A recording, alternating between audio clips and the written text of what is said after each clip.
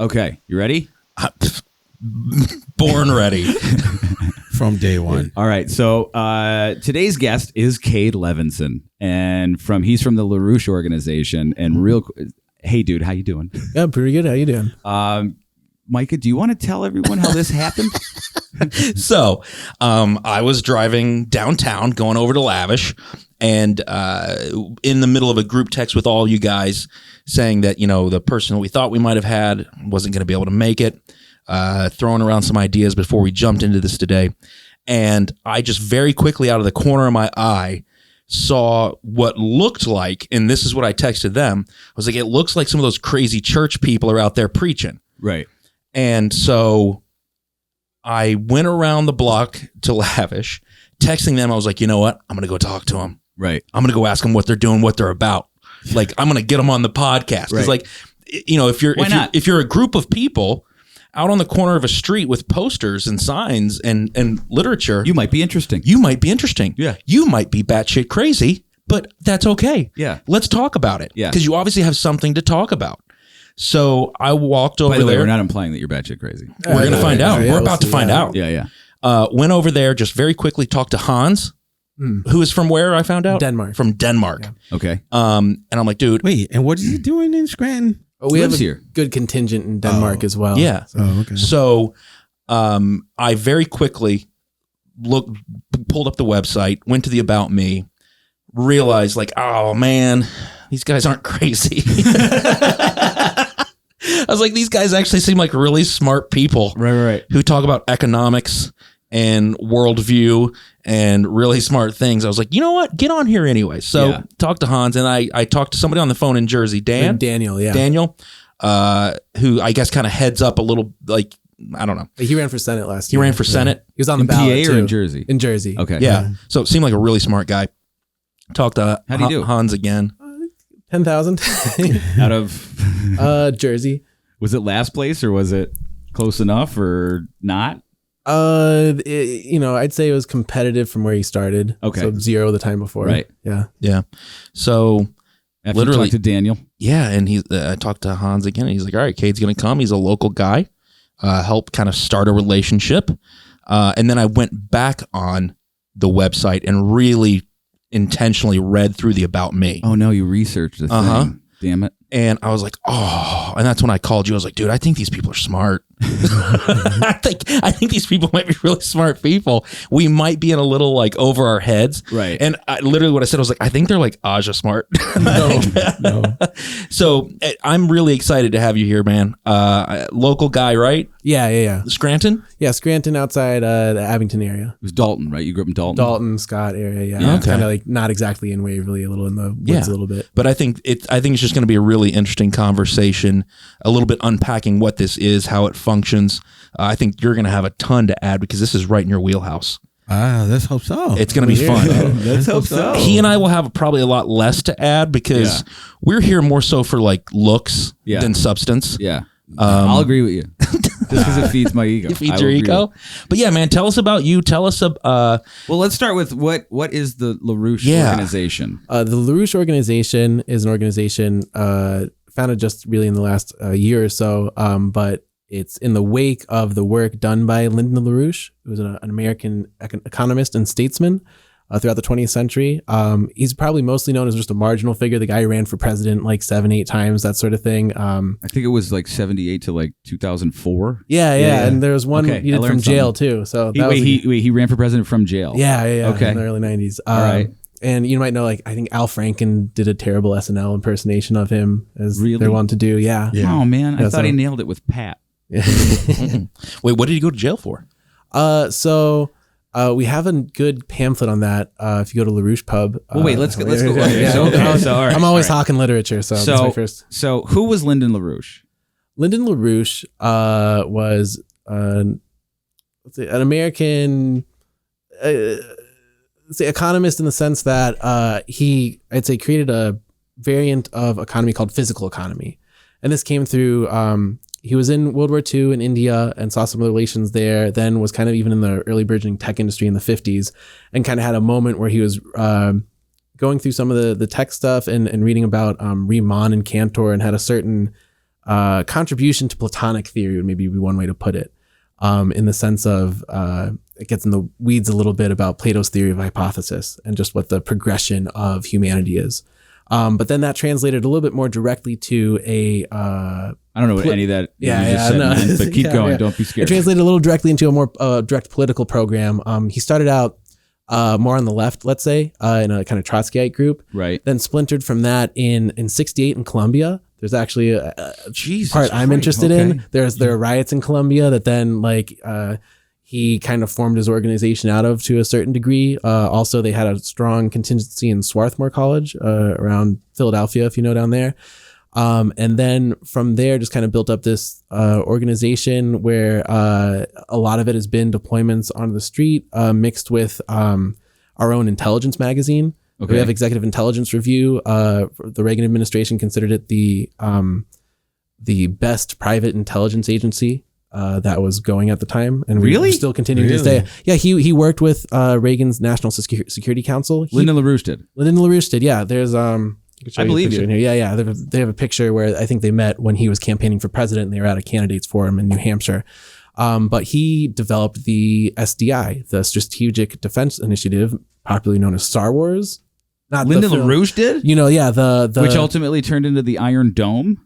you're talking or a about variant Israel. of? Yeah, that could be, yeah, you know, great things inspire some kind Sure, of crappy sure. consequences sometimes. But even there's some Russian politicians today talking about how we need more of a reiteration of that on an Earthwise level for, you know, meteorites and asteroids that threaten the world. So Okay. SDI, that was a missile defense system that was proposed to be a completely sort of defensive missile defense system that would be made in collaboration between the United States and Russia. And this was LaRouche's plan for basically ending the Cold War. So this was all happening during the Cold War. This was happening during the Cold War, during the Reagan administration, before Reagan took a bullet, you know, So and before early. LaRouche was put in jail. Yeah. But the way I like to put it, because especially I was at a university campus today, and sometimes if you talk to university students, Reagan doesn't have the highest stature Right. for some people in that space. The sort of dichotomy I'd say LaRouche kind of represents is both he was on the National Security Council and proposed Star Wars to Reagan, who made it one of his national platforms, his intelligence agency and magazine, they broke Iran-Contra about 2 to 3 years before any major publication did. EIR did. You could see in their backlogs, it talks about how there's certain money transfers coming through Iran and us in Nicaragua, and this is before anybody in the public sphere had any idea about Iran-Contra. This is like Noriega times and yeah, absolutely, yeah. So it seems to me that Lyndon LaRouche saw something wrong economically. Yeah, he was a bit of an adherent of the American system of economy, Okay. which goes back to Alexander Hamilton. If you're Which familiar, is Micah's favorite play. yeah, Do you know it word for word yet? Yeah. Okay. Yeah. I still can't watch it. They rap too fast. Oh, that's fair, yeah, for sure. You can't handle the brilliance. I know. I'm a terrible person. So Alexander Hamilton. Alexander Hamilton, his reports on manufacturers is kind of a founding document for us a little bit. And the policy he implemented under George Washington was one where you had a national bank, different than a central bank, but a national bank which was used to fuel internal infrastructure and general development and scientific research. And this is what contributed to a lot of the early advancement of the nation, leading, I'd say, ultimately to the 1876 centennial in Philadelphia, which one person described as like a grand fugue orchestrated by Henry Carey, who's another American economist, American system economist. And that centennial then led to Russia building the Trans-Siberian Railroad. Otto von Bismarck in Germany, inspired by what was being done with the railways and shown at the Centennial in Philadelphia from the American system, was developing a rail line from Berlin to Baghdad. And then even the overthrowers of feudalism under the Meiji Restoration period in Japan were also inspired by this Philadelphia Centennial. And Henry Carey himself, the American system economist, who was kind of Abraham Lincoln's main economist, he defined the American system as being almost definitionally distinct from the British system of imperial economics. Can you explain the difference between that? Yeah. It kind of sums up even the mode of transportation you have for both. But the imperial style economics associated with the British system, but you can also see in the Venetian system beforehand, and even going back to the Babylonian system or the Phoenician system, is where through a monopoly on sea trade routes, it's what you'd mostly see as the colonization system in the contemporary era. You have different sort of colonies deployed where you have monopolies upon trade and sea routes, and you say what goes to where and who could develop how much and have so much internal development and to be able to subsist upon their own working. Whereas the American system of economy and development is what Xi Jinping in China right now, which I'm sure we'll get into a little bit, he calls the sort of win-win style diplomacy between nations. So you're working on large infrastructure projects, but ones that at the end of the day leave individual sovereign nation states with their own sovereignty. So it's not like what we do with the World Bank and the IMF right now. Like you give a bunch of loans that are even sometimes like in Africa with the Green New Deal, we're giving farmers payments to not develop their land. Like right now, a lot of this British style imperial economics is where you pay people either not to develop or to just go into the service industries or into finance, and they don't have any internal economy then, and then aren't able to make the sort of productions necessary to pay back those debts, and at the same time are kind of kept in the Stone Age.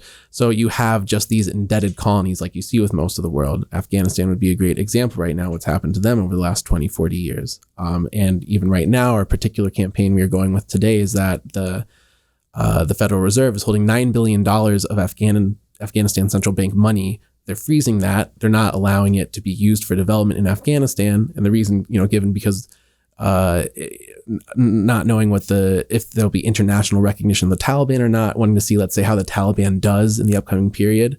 But the problem with that is that this is, Afghan money. This is their money. This is our money. Right. And they lost 40% of their wheat crop in Afghanistan this year. They have 14 million people on the brink of starvation.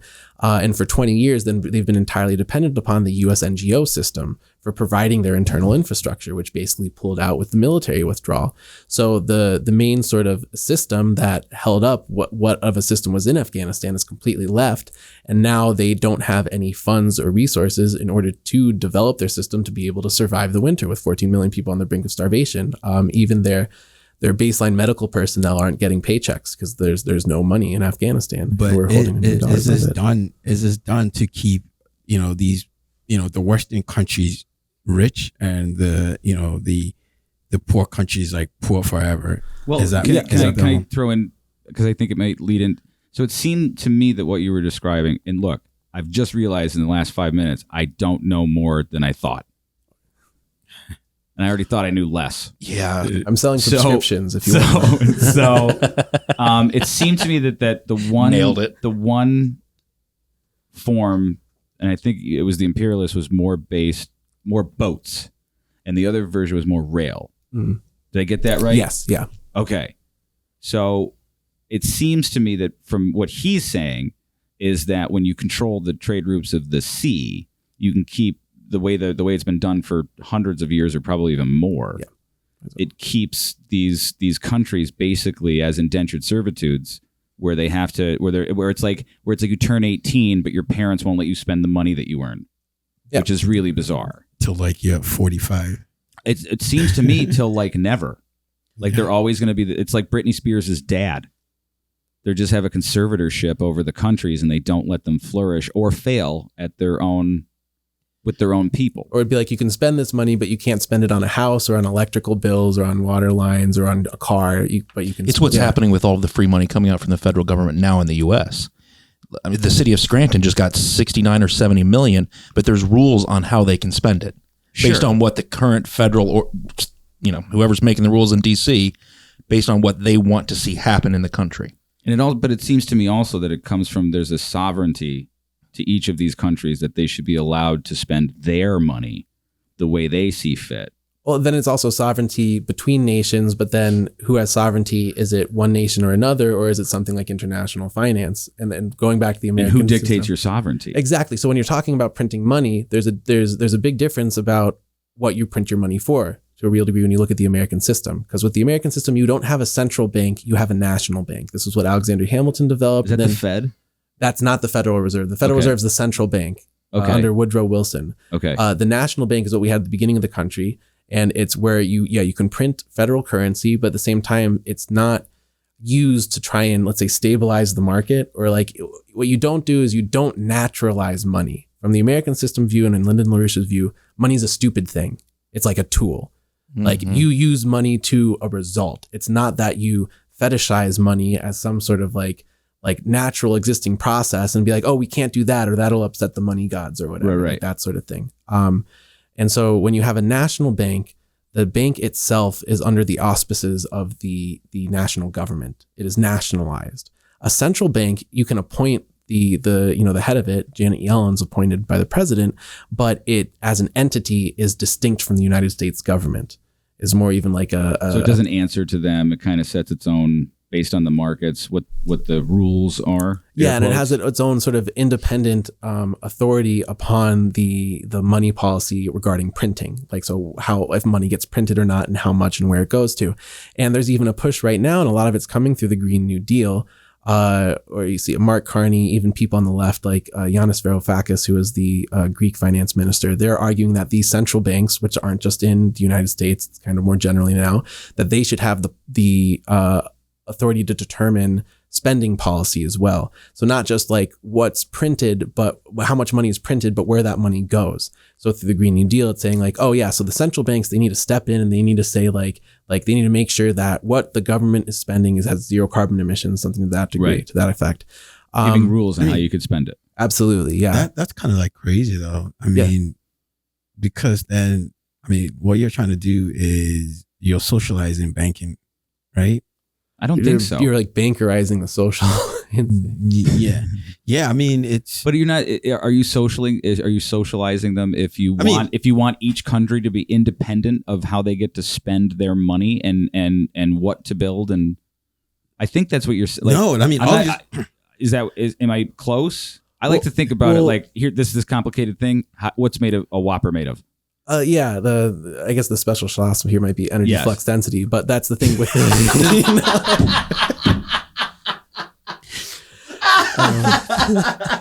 because a big part of these Green New Deal reforms is, the pushing of renewable sources of energy like wind and solar, right? So you have zero carbon emissions. But the big question is, if you take that at its word, even is like, okay, but where's nuclear in this program? Right. Because nuclear is pretty close to zero carbon emission, and it gets you everything with fossil fuels and more so in terms on your output on what LaRouche called energy flux density, which, to put it in like a simple image, and if I can find it, there's even a picture in here. It's like, how much of the resource do you need to get how much of an output from it? Right. So like, we have to burn 40 trees to get this. So you don't heat homes with wood that much anymore, except for one of the lovely old women I work with on the farm. She does, and she likes how it works. But on a large scale, you don't. I wish I had her bravery. Yeah. So from wood to combustion of fossil fuels, you have to use a lot, like a gallon of gas can take like a multi-ton car, 37 miles. That's a lot of oomph. And you got even more so when you talk about, uranium the size of your finger, like that can power a whole power plant for a pretty large amount of time. And I'd say if you can put LaRouche's scientific contributions to one principle, it would be the relationship between this energy flux density and your relative potential population density.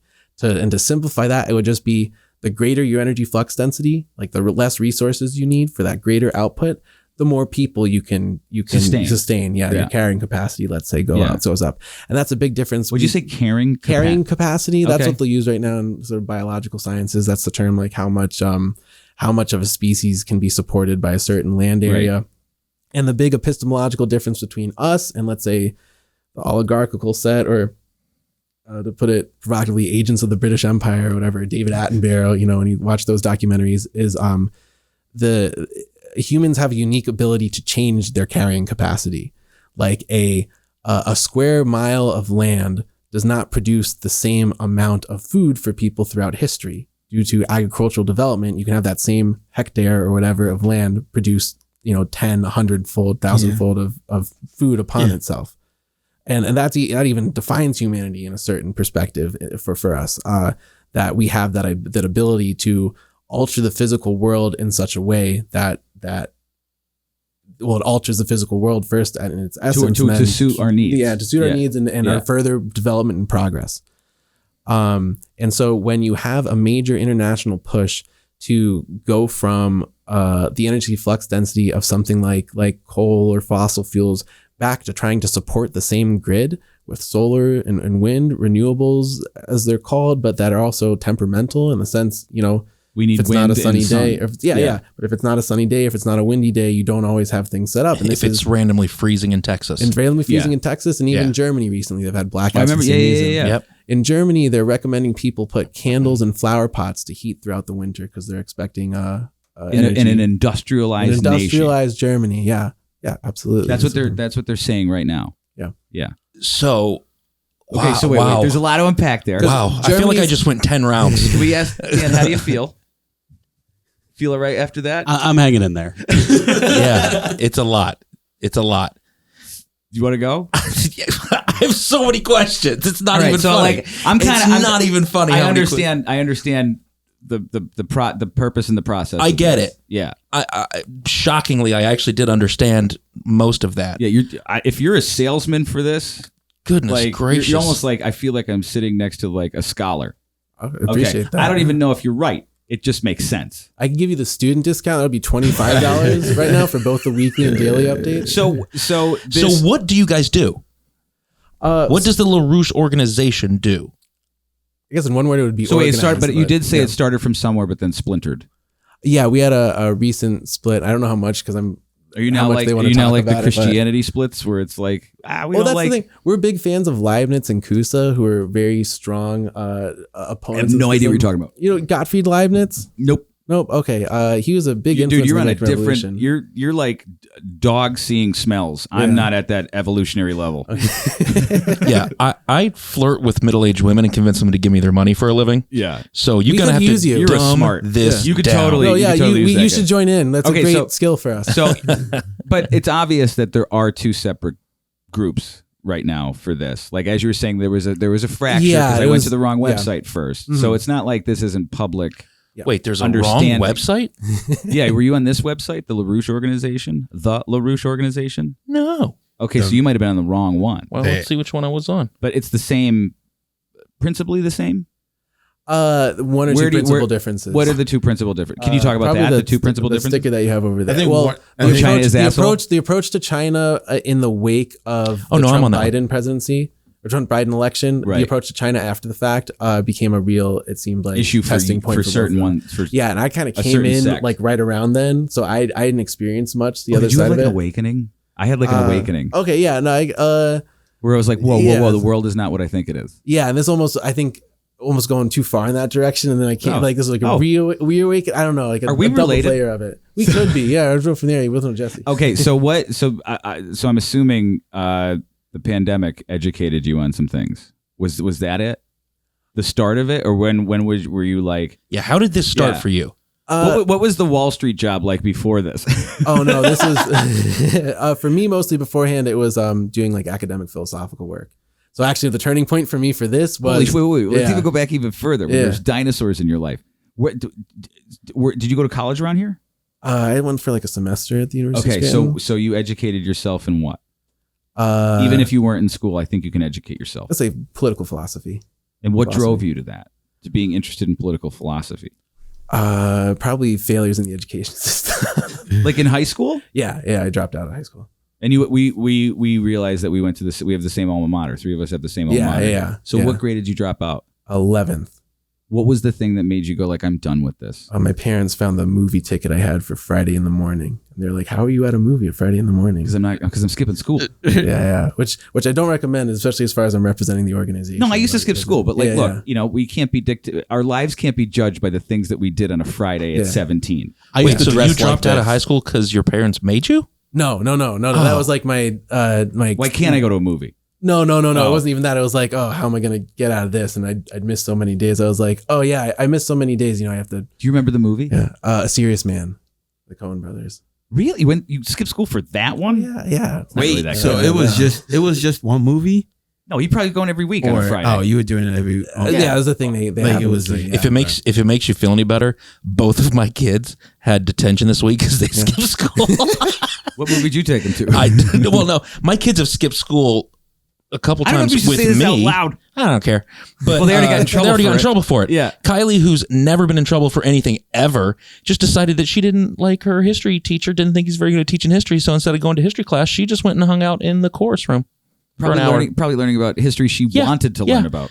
Well, that's the thing. There is such a failure and breakdown Bingo. in schools that Yep. like it's kind of a real deadlock. Like there's such like a psychotic formalistic approach to what they do teach when they just get these standardized tests for the most part, and there's no real principled methodology going into the education, that then it just steers so many people away into sort of just anarchic, Dionysic kind of like, oh, whatever feels like a better spending of my time than this. So I don't know how you would describe yourself.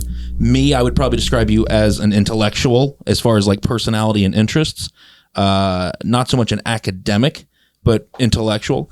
Were you always like that? Or was there like a light bulb came on moment? You're like, I cannot stop reading this. I've got to figure it out. Or were you always like, even as a kid, when you did go to school, Cade, were you always that kid? When you weren't watching Jurassic Park 3. No, I was sneaking books under my text. Like I had a textbook and then a book on top of it. You're being truded to learn? Yeah. Yeah. I got a letter of recommendation from an English teacher because she said how I missed a lot of school, but I'd often be down at like the bookstore missing school. So that's what started you on this path. Yeah, as a junior in high school. Were you just like, they're just not teaching me enough or the right thing? I just feel like I'm not getting a well-rounded human experience. Yeah, it was less quantity than quality for sure. Yeah. So you thought the quality of the education, even as a teenager, it just felt off. It didn't feel right. I wrote my application essays for college. I wrote something about how like if you're drinking water and it's missing an element, it turns to rocket fuel, and it felt like I was drinking rocket fuel at the school. What? That's heavy. My son just wrote his college essay. Not as good as that. Yeah. I barely got in anywhere. Yeah. So then you did a semester at the U? Yeah. What were you going to major in? Physics. You're like the smartest person I've ever met. Oh, Yeah. Well, I mean, already. Yeah, well, you should watch some videos of Lyndon LaRouche. Stop. This is okay. I want to get to that. So how long ago was that? How old are you? 29. Okay. What do you do for a living? I collected unemployment for a little bit, but then We all did last summer. Yeah, we all did. Right now, I'm trying to get into tutoring, and I've been working at a Christmas tree and maple syrup farm out in the boonies a little bit. Why is this person not in the like pantheons of, or at least, you know what I mean? Well, we're gonna dig into it and find out. With zero offense given to you. No, that's this is total fucking proof that you don't need to go to school. Oh to yeah, be fucking smart. Oh yeah. No, yeah. I mean, you don't need to go to school, but I mean, school of is paper, important though. School is important, but you don't need to go to school. Would you rather get the heart surgery from the guy who's been practicing without a license for 30 years successfully, or the kid that just gets out of medical school? I mean, I've always looked at it that way. It's a toss up. It's a toss up. The guy who's been doing it for 30 years successfully versus the dude who just gets out of medical school. No, but that's the difference between an intellectual and an academic. Yeah. You value the process of the learning at a higher level. I think it's. Do you agree, smart man? It's both. I think it's both important. Like, it's both important. You can't downplay one. No, you can't downplay one, but one is a lot cheaper. Oh yeah, I mean, if that's the route, the Will Hunting thing. Yeah, I mean, if that's the route that you want to go, I mean, because there've been a lot of. But why can't that be an option? Well, no, I really wish that I could that I felt comfortable staying in school. Like I greatly didn't. I know I didn't, but like, there's been times where like education doesn't have to be that way. I think that's the point. I hope that's the point I was getting to. Is why can't you have the option of being like the untraditional, non-traditional? Because most people won't do what he did. Yeah, he has a certain ambition and drive that no one has. Yeah, like if I dropped out of high school, I would have been done for. Yeah, you would still be a pothead. Yeah, yeah. Good thing that's not anymore. Yeah, good thing you don't do that anymore, Dan. Look at his pants. Oh, by the way, his outfit today is from 1998. Yeah, what are you wearing? I'm wearing my 1998 clothing. No shit. This is what I looked like walking around the halls you of high just school. are meeting all of us. Dan will randomly show up to do the podcast on a Friday with a different costume, outfit. like a themed outfit. Yeah. The one day he just showed up in a full soccer referee uniform and red carded me, and like it was amazing. So I don't know, man. Tell me, okay, so you've obviously been interested in how the world works from a very young age. how do you transition, or how do you get to? This seems to me like it's almost like, oh, I've been kind of looking for this for a while and I just didn't know it was there. Yeah, for sure. You know what I mean? Yeah, I wish I found this like 5 years earlier. I probably would have stayed in school.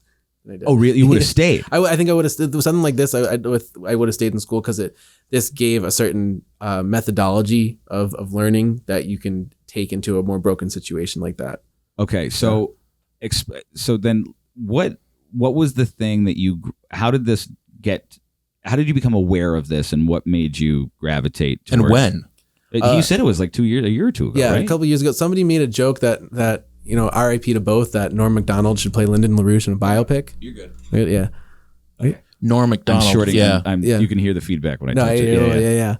Yeah. Somebody made a joke on Twitter that Norm Macdonald should play Lyndon LaRouche in a biopic, and I kind of like Norm Macdonald stuff, so then I just kind of wanted to know what that joke was about. Yeah. Are you shitting me? No, a joke on Twitter brought you here. Yeah. Yeah. Wow. So you started digging into LaRouche. Yeah, and I had a bit of a philosophical background, and like a bunch of his stuff's free and available online. Use Google; it's pretty easy. And DuckDuckGo. Exactly, or DuckDuckGo, however you want to do it, Bing.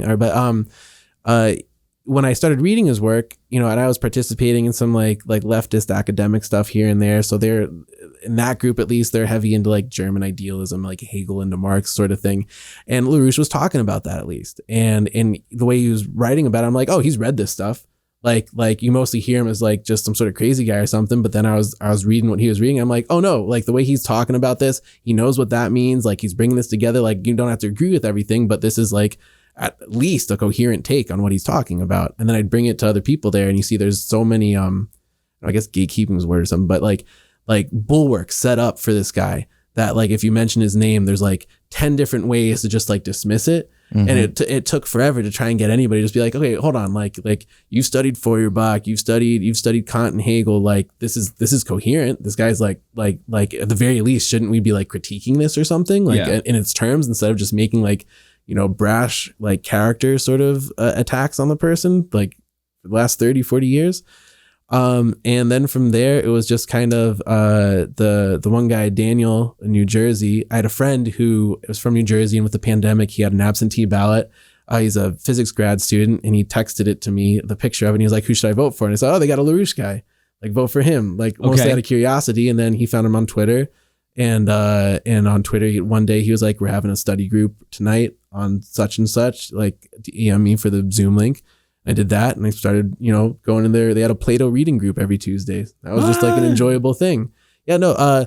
Cool. Mondays it's internal literature. On Tuesdays it's a Plato reading group every week, and on Fridays it's a classical literature group. We're doing Much Ado About Nothing right now. Oh, yeah. Cool. Okay, so I have more questions. Yeah. Go. Okay, you said that you were studying like leftist ideology on something like that. And then that brought you to LaRouche, who was an advisor, right-hand man of Reagan. How does that work? Well, but that's the thing. He also uncovered Iran-Contra like 2 or 3 years before it. So a lot of people say this, but I think this. So that's not a political thing. That's more like you're good at that. Yeah, like it's a lot of people say beyond left and right, but I think this is the only thing in like with a sound epistemology to say that, in the sense that left and right started with, I forget when exactly, but in the French Revolution there was a certain like splitting point where it was like, if you sit on the left or you sit on the right, and specifically how this organization interacts with Friedrich Schiller and his approach to the French Revolution gives them, I think, more ground than anybody to say like, no, we're beyond left and right, because they actually cover like what went into that left and right split. And so it gets beyond that sort of dialectical polarization. So it's not like they went around the circle; they just created another circle. You know what I mean? So it's like when you go, I went so far right that I came back left. Like shit like that. Well, when you're talking energy flux density, the important thing is when you put a circle through time and then you get a conical self-spiral action. I don't know what that means. Is that time travel? What is that? No, it's not time travel. The best thing I like about LaRouche's theories is that his worldview at the end of the day doesn't end at language. It doesn't end at concepts within language. There's this is where the physical part of physical economy comes in. There's kind of a physical geometric basis. So where there's certain thought objects within geometry that are produced. Yeah. So like I might have ate a plant once that showed me some stuff in the sky that look like fractals. Yeah, and there's some biblical hypotheses about that and language and stuff and that. I don't know how much I agree with it though, but there is a connection between definitely geometry and some sort of transcendental realm of existence outside of existence that then subtends existence. Which we can't ignore because that's been around for a long time. Exactly, and that's even his take on Plato is that the Platonic dialogue and Socratic method, the main point of that is to intelligibly represent some physical geometric phenomenon at that time. Because another thing with LaRouche's take on things, and I agree with, is that these things advance throughout time. You have advances in physical geometry. Yeah. So Bernard Riemann was one recent advancement before Einstein. What you hear is like non-Euclidean geometries. He was one of the big guys with that. But the thing is, it's not just non-Euclidean. It's a little bit more even out there than that. Because for most non-Euclidean things, they'll just take like a different sort of aspect but still have the same sort of theory. But Riemann had something of a what do you call the Riemannian surface function, which there's a great, what I love about these people is that in 1978 they had the Campaigner was their magazine, and one of their political magazine's editions was the translation of Georg Cantor's theory of manifolds, his Grundlagen. So that's I don't know what any of that means. So I'm just saying their political work was this translation of this geometer's like 150-year-old geometry text. Like, here's our political work. We're going to translate this into English. Like that's their program. Let me try and wrap my head around this by asking a question. So what you realize we're embryos to this? No, I understand. This is a fault on my end for sure. Yeah. Well, no. But like, I'm just trying to wrap my head around it because I find it incredibly intriguing. What you're saying is this LaRouche philosophy goes beyond Republican, Democrat, left, right. Yeah. Like far beyond. It's not about, the hippies in the squares. It's not about the conservatives and the liberals.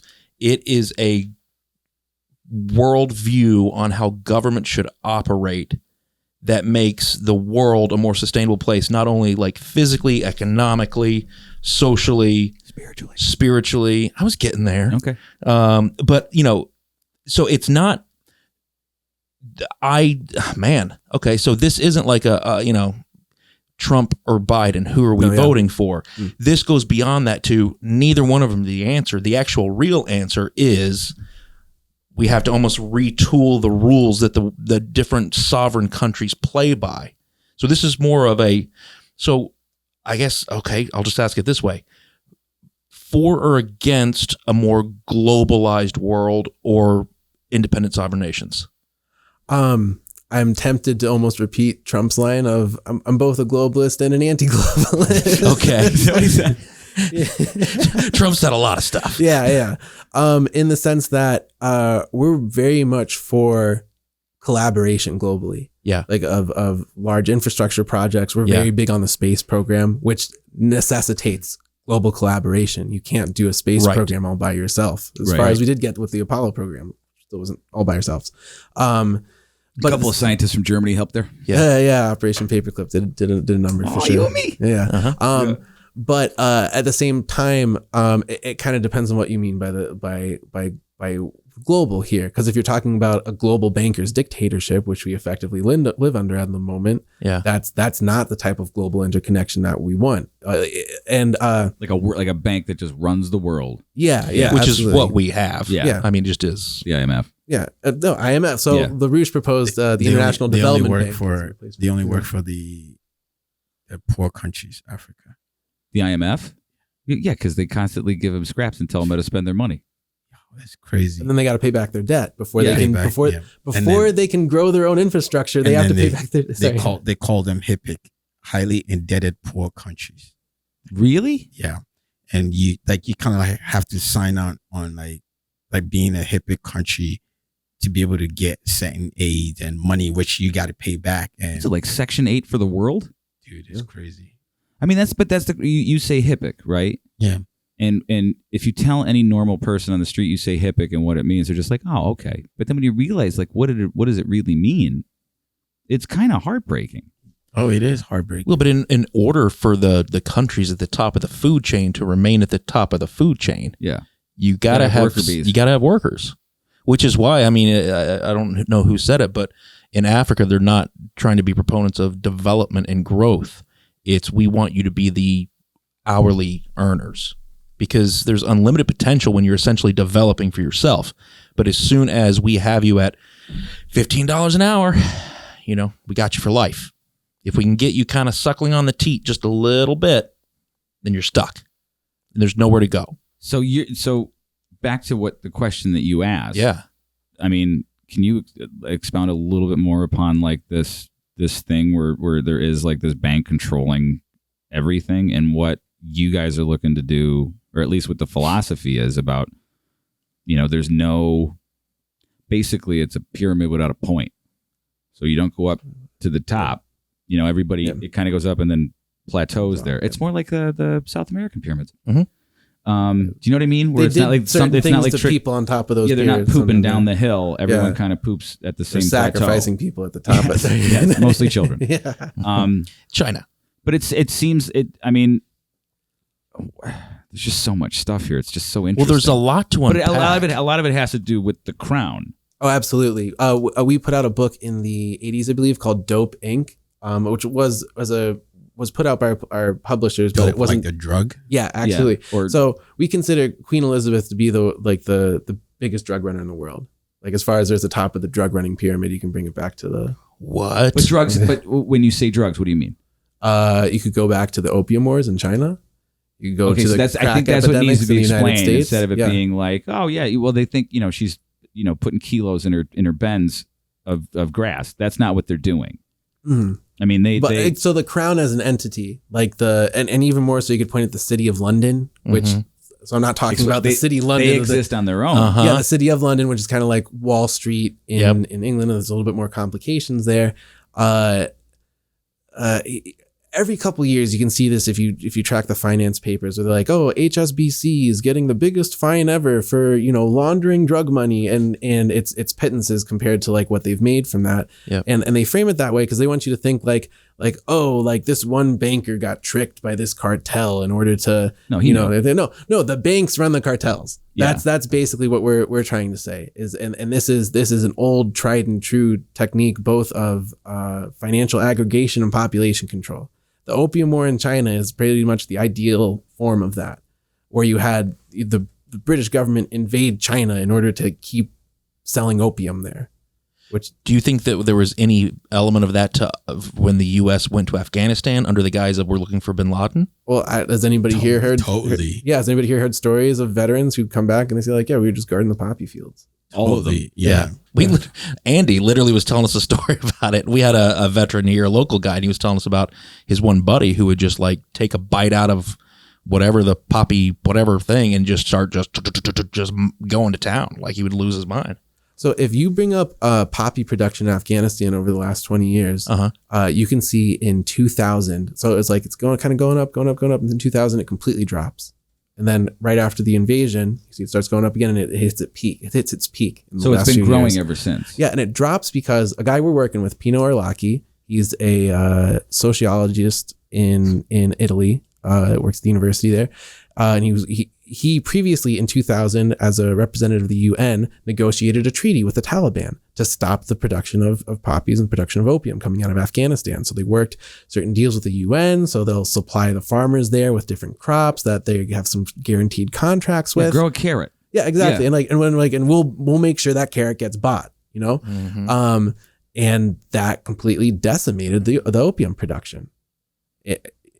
And of then course, it went to yeah. basically zero. Yeah. And we did have a conference in Denmark recently on Afghanistan because that's a big issue for us, which Pino Arlacchi there spoke, and we're arguing for him to be able to resume his same position as negotiator with the Taliban, try and get a similar deal worked out. But that sort of deal is dependent upon the international community working with a financial structure to be able to support Afghanistan and their farmers as they are withdrawing from opium. What? So Dan just pulled it up on the screen. Yeah. Literally, whoa! What is that number on the? What does that number represent, Dan? Tons, metric tons. Yeah, metric tons. So we're at through Afghanistan, 6,200. the opium production has risen pretty dramatically since 1980. And then in 2001, the bottom dropped out. From 3,200 to 200 metric tons of opium. And then This is so okay. Let's say I'm an idiot. Mhm. Let's not repeat it, but Okay. let's say I'm an idiot. If I looked at this graph, the first thing I would say would be, well, what happened in 2002? You know what I mean? Yeah, Where it's yeah. like I don't need to know the history. No. I don't need to know the backstory. I don't need to know about anything. All I know is that after something weird happened there, Mm-hmm. and then But that's like the same question though. You could ask like academically, like what happened prior to 2001. Right? there's nothing as it's growing. But when you Right. see something with growth like that, and for 1 year 'Cause- it stops. Yeah, that I mean, That's so a that- pretty- That's because that's of the the deal question. that Pino Pino Arlaki, yeah. struck, and then as soon as America invades, it starts going But right back up where it was. But could that drop be that drastic? Yes. Yeah, Oh yeah. we could do Like- the same thing today.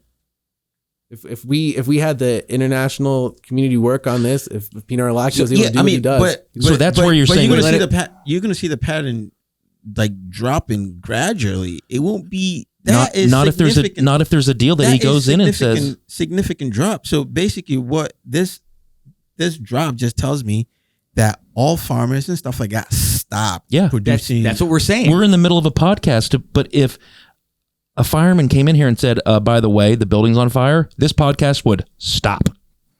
Like Yeah, I when mean, I you get- tell okay, if every you're- farmer yeah. in the country, Stop if you do growing opium. this, and we'll take care of you or incentivize or whatever. I get that, but I mean, it's that drop. I mean, that I don't know what went into that drop, but yeah, definitely, it's like there's questions to be asked. That drop, or it just shows evidence of a thing. So if Because- but what those numbers represent, right? What's that? 3,300 metric tons of, is it opium? yeah, That's opium that's going around the world. Mm-hmm. South America, Chicago, New York, L.A., Dan's house. yeah, but and when that number drops in 2001, those drugs don't go there. So when and you then- say Because Afghanistan is responsible for 90% of the street Yeah. drugs in the world. in and the then- world, In the world. Am I right on that? it sounds. I'm About- not entirely sure on the numbers. It- it's about everything nine- else, around but you then. don't. Yeah, no, it's about 90. Yeah. they got all the information. Yeah, on so drugs. but just think about this. Forget about whatever the agricultural number is. Forget about what that means. Forget about what skepticism, instead of just assuming that that's what that means. That year, there was no opium hitting the streets. Isn't that a good I mean, thing? but that's like opium production, right? Well, opium. So- I'm not gonna grow crops just to throw them away. No, I know. It's just like, I mean, the year prior and the year What is that, after Dan? is Opium just exports? That's opium production. That production. means the Yeah, production no, of it. yeah, that's what I'm saying. So the year before and the year after is just like, It's for me, it's basically the same. It's mine. So, I mean, the other question that you got to ask too: how long does it take to grow? Opium's pretty quick to grow. Oh isn't it? yeah. Yeah, it's like weed. Like how fast? Couple weeks? I don't know. Oh yeah. It's not. A couple weeks or months, you're up and running again. It's not like another plant that might take like an apple tree. It's you Meanwhile, plant, you sow, you seed, 3 months done. Meanwhile, that all happened while one of the greatest superpowers in the country invaded you. And then the next year, it goes back up to pre-invasion levels. Yeah, I mean, because for me, that just tells me. What does that tell you? What 1% thing does that tell it you? wasn't. It just tells me like it wasn't like it was stopped. Like as in like the farmers were not growing or whatever. They just. If I'm not mistaken, that's what you said. I believe that's the case. And I think one thing you have to consider is that Arlaki's deal was with the Taliban as a government. And so when we invade and we're still, let's say, establishing a provisional government, which to whatever extent that we did, who you have actually controlling the areas, it goes back to the warlords at that time, right? You have little regional warlords that then their whole structure is dependent upon the economy of growing these drugs and pushing them out. Like they're heavily invested then in that being the main sort of crop grown in Afghanistan. And the one thing the image coming to mind is like, if you could imagine, if you're familiar with, let's say, Breaking Bad, there's a season of Breaking Bad where somebody went to Bryan Cranston and was like, hey, I'll give you the same amount of money you're making selling meth by selling carrots. He would sell carrots. Yeah. Yeah, but it. I mean, you're not going to see that significant. Stop. Yes, you will. It will stop. That would be such a boring They're the only season. producer. They're the only producer. So imagine your crop is carrots. and somebody comes in and says, "Hey, I'm going to give you the same amount of money as for opium," the carrots are going to do the same thing. Yeah, and then all of a sudden, no. Does that make sense?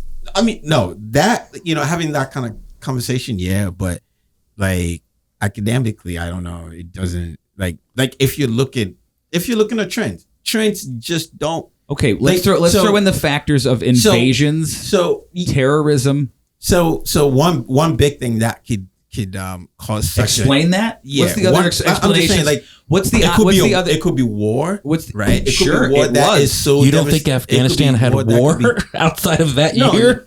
No. Afghanistan's been at war since the beginning of time. So that probably is what I would. If I were to make like kind of like draw a conclusion on that the year prior to the United States military needed to negotiate with the warlords in those regions to keep the peace in the country. Every correct me if I'm wrong. Every other government in the world who got on board with it, that was their job. It was to sustain the country. They didn't walk into these areas and regions and just shoot the warlord. I know the warlord kept the peace. But I'm just saying, like, nothing really drops drastic like that unless there is most of the country doesn't experience the war, catastrophic devastation, or an agreement was signed. Yeah, but even so, like when was the agreement signed and when did the agreement take effect? And like, are you trying to not believe this? No, I'm not. I'm not saying. I mean, I think that could be part of it. There could be part of it, but I think there's more to it. Well, there was still 200 metric tons. I think there was still more to it because the other question that you ask yourself is the following year, the growth is not even gradual. It just boom. Yes, because they turned the faucet of opium back on. It doesn't work like that. Anyway. It just is. No, you cycle crops every year. You can. Thank you. I was just about to get in. You know about crop cycling? Yeah. Okay, so depending on what you're cycling, right? But depending on what you're cycling, it could be a 6-month rotation. I'll explain it to you. I don't know if you know, but basically certain crops take certain things out of the soil. Certain crops add certain things to the soil as you grow them. Yeah. So you want to have rotating opposite crops. So where I'm from in Tennessee, it's a rotation of soy and corn quite a bit, and then tobacco's thrown in there as well. That's the 3 crops you rotate through because certain things add to the soil, certain things take. In this scenario here, I don't know how opium is grown. I'm not 100% sure on that, but I'm pretty sure they still have to cycle that crop. Sure. You would have to do something else, but there's 100 other crops you could cycle to give and take what opium does. And in some crops you cycle 3 different crops a year, some you cycle 4 or 5 depending on what you're growing and how you're growing it. You could very easily be like, hey, come in, but let's say that tobacco prohibition happened. Okay, like we decided that tobacco. I'm sure you'll see drops like that. But if there's all those things, you see the pattern, and you could tell when something is being cycled, right? And right, but if there was a tobacco prohibition in the United States, I feel like I'm arguing the color of the sky right now. Like that seems to me very obvious on what it was because there was a trend. There was a trend for us to debate whether or not aliens came down, and there's a different answer than this goddamn treaty. I'm not saying there wasn't a trend, right? I mean, for me, I see a huge drop, and I'm just obviously I think every rational person should ask the question, why? Like, look in the year. It seems like in the 20 years, it seems like in the 20 years that have happened since then, we've had enough time to look back as to why. And it seems like he might know. Well, and I think another thing to consider is with that drop, we just have that 1 year because you have the subsequent invasion that displaces the Taliban government. Because there's still opium production with that drop. But let's say you have the Taliban and the treaty still in place for 5-10 years to come. I'm sure you'll see then from that point gradually lessening. From what you said, and that's what I was trying to say, there's more to it than it was just like one person like brokering a treaty between what you call the country's government. That's the Taliban. Government. The Taliban and farmers and whatever. I think there's more to it than just one person. that's where I'm coming from. Oh, sure. That's where I'm coming from, right? Because like if yeah, I see yeah. this, That guy doesn't show up and say, "Here's what you're doing now." I don't think UN, one person. I don't think one person is come say. It's not Charlie Wilson's war, but and then boom. It is. But This it is his Charlie war. Wilson's war. I know. Okay, hold on. Let me rephrase that. I'm saying it's not one person standalone Charlie Wilson using the name. I'm saying it's not like needed help. there was other people involved. Yeah. Like there was. Yes, there was. This is the guy who kind of was the lead person, The architect. but he didn't drive around Afghanistan in a Jeep striking deals. Yeah. This was kind of the plan, and that plan was the cause of the drop. Yeah. And then as soon as I that kind of want to agreement. do a little bit more research on that. Go Yeah, ahead. absolutely. Yeah. It didn't happen yesterday, though. It was 20 years ago. No, we have yeah, enough no. time to look at the data and say, Yeah, it's probably this guy. Don't you think? not really. You honestly don't think so? Not really. Because I think there's more to it, but we can go Sure on. there is. If you leave your email, I'll be sure to get you. We have some reports on this for in particular. $20, he will tell you. Well, we had a university deployment today, so we're doing. So lighter now, on what these. are these? These are two pamphlets put out by the LaRouche Organization since Can I their see founding one? in particular. Yeah, I want to start with this one because Okay. that's number 2, and they call it a Ooh. 1-2 punch by like a 2-1 The punch. coming U.S. economic miracle on the new Silk Road. And then on the back, it has the documentary we just put out, which, if you know China, they consider their policy to be socialism with Chinese Right. characteristics, but we actually make an interpretation that where they have their efficacy, where they have Yeah. been able to develop, is because they're using the American system with Chinese characteristics. Oh. Okay, so what? Uh-oh. What? Page We 3. did talk about Introduction. that. Like, Make America good again. Not great. No, just okay. good. Good. No, Yeah. good. Like as like you're good people. As in like and you're working towards the common good, and you're like an entity for the good. Yeah. So for 35,000 foot view. Can I buy these from you? Absolutely. Yeah. Okay. Yeah, So I got 30 sign up so sheets. Oh, I'm a 35 big old history nerd. So Oh, no, 35 it's wonderful. Big history nerd. Yeah. if CNN was to report on you right now, this organization, what would they characterize it as? Ooh, good question. Former Attorney General Wesley Clark called us book people. Book people? Yeah.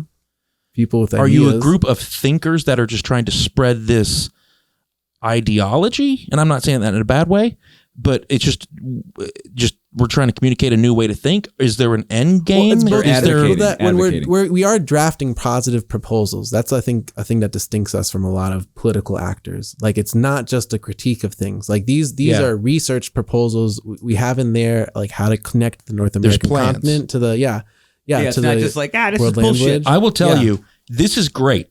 That page? No. The way this is done with the imagery, the breaking down, I'm just really quickly scanning over the whole thing. It gives you like a start to where we are now. Tells a little bit about LaRouche, some of his history, and then it seems like it almost gets into the plan for Yeah. solving all these crises, both here at home and across the world. It's very well put together, very well done. The cover's terrible.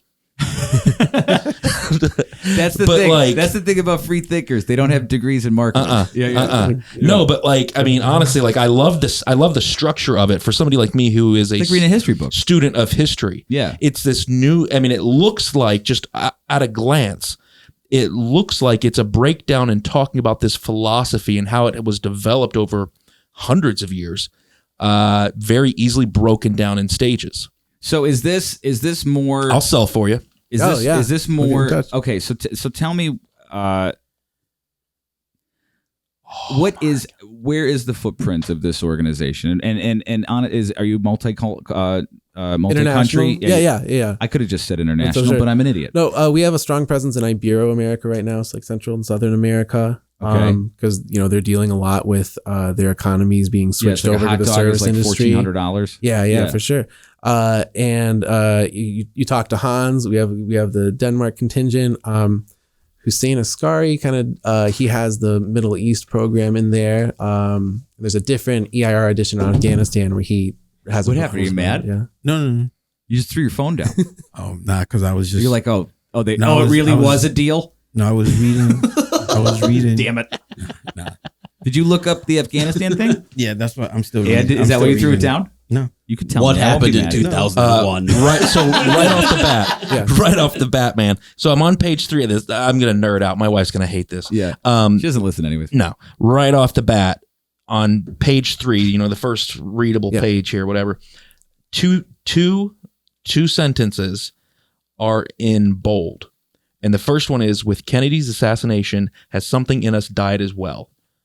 And I've been thinking a lot about that more recently, but I think if you go back and you look at the world pre-America, it was a different world. There were certain events in history that were significant game changers. Most of them came about by an assassination or by a death or a murder or women. I'm talking to you, Troy. Yeah, good job, Helena, or whatever your name was. That's a great movie. Helen of Troy. Yeah. Great movie. Thanks. But you look at World War I. That's the reason. It started over an assassination. That was a game changer. I think with the Kennedy assassination and the way that it played out, and I'm going to sound like a conspiracy theorist, and on this one I am, because there's just way too evidence. We used to always be able to talk about the Kennedy assassination. Do you think we can still talk about that? Yeah. Is that still fair game? Are we going to get canceled? Yeah, do you think we'll get I don't care. taken off the internet? I might be uncancelable. By saying Gary Oldman did not kill Kennedy? But I mean, you have to look at pretty much everybody. I don't think there's anybody who 100% is like, no, like lone gunman, that's exactly how it happened. There's no other playfulness. Right. I think most people who don't have their heads in the sand, and I'm not trying to say that to be disrespectful, but it's painfully obvious that it was a group effort, heavily coordinated. So was the cover up. Right. And the fact that it played out the way it did, the way that our country handled it, the assassination of a sitting president, and our entire government was just like, no, it didn't happen. And ever since then, I think somebody somewhere in the ether of government, whatever you want to call it, have realized people will just believe anything. We can just say it and do it.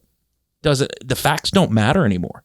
Common sense doesn't matter anymore. I think it's more sinister than that. Oh, I think it is too. Yeah. But I do think that and I love that it's right there in the first page. Something happened with the assassination of Kennedy, and the way that the public just accepted it, that helped whoever realize on the back end, these people are like lemmings that can be controlled, and we can do whatever we want. Do you think there's some truth to that, or especially the Kennedy part, for sure? If you take his statements, how he wanted to scatter to the CIA to the winds. The French President de Gaulle, he had an assassination attempt shortly before Kennedy's, and he even messaged out to Kennedy saying he should be worried about this. And Kennedy's response is basically like, duh. Like, especially with what Nixon called the whole Bay of Pigs incident. Yeah. It seemed like there was a lot of anger that Kennedy didn't use that as an excuse for invasion. And, I think a lot of people don't know about you look at history, it's really hard to look at history, and I've been struggling with this lately. So like what's happened like the last 2 years, it's like you really don't understand history when you're in it. Do you know what I mean? Yeah. So I think I don't think people can make parallels because they think that was just a movie that they saw. And I don't think that people can actually fathom that stuff like that can happen. And I think it breaks their brain when you try to say it's possible. Well, and even not just Kennedy, because if you're talking to the JFK movie by Oliver Stone, Mr. X, in it, Donald Sutherland, his name, I'm slipping his actual like name, who he's based off of. He worked with us. He has an interview in EIR around that time. And one thing he pointed out, the guy who played like Deep Throat in that movie, not the guy who played Mr. X, the guy he's based off. The guy he's based off of, the real life guy. The real life guy. Because I'm confusing with somebody else right now. His name's not coming to mind. But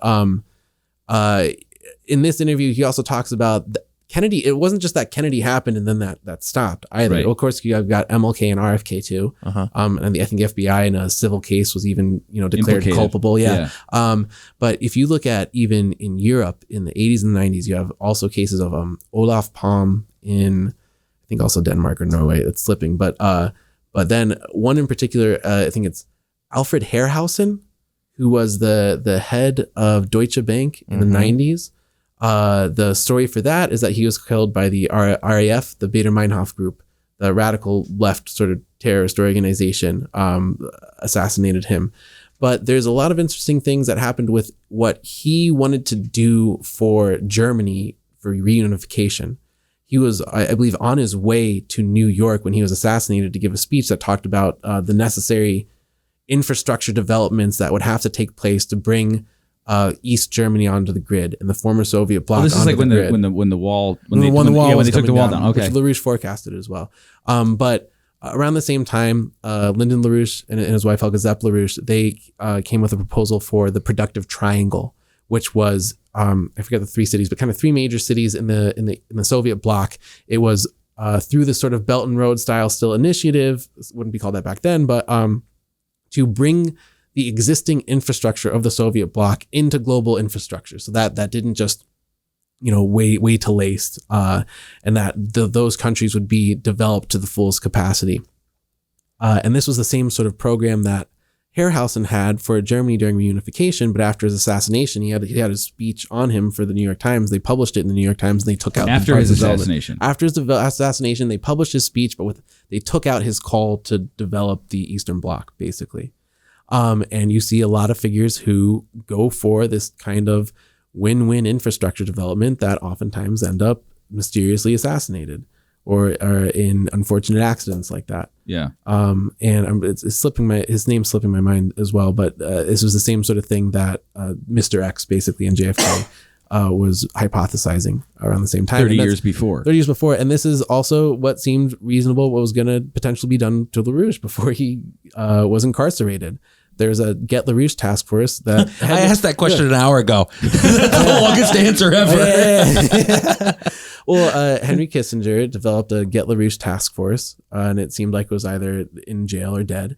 And because he didn't like the idea. There was a lot of antinomy between the two as figures as well.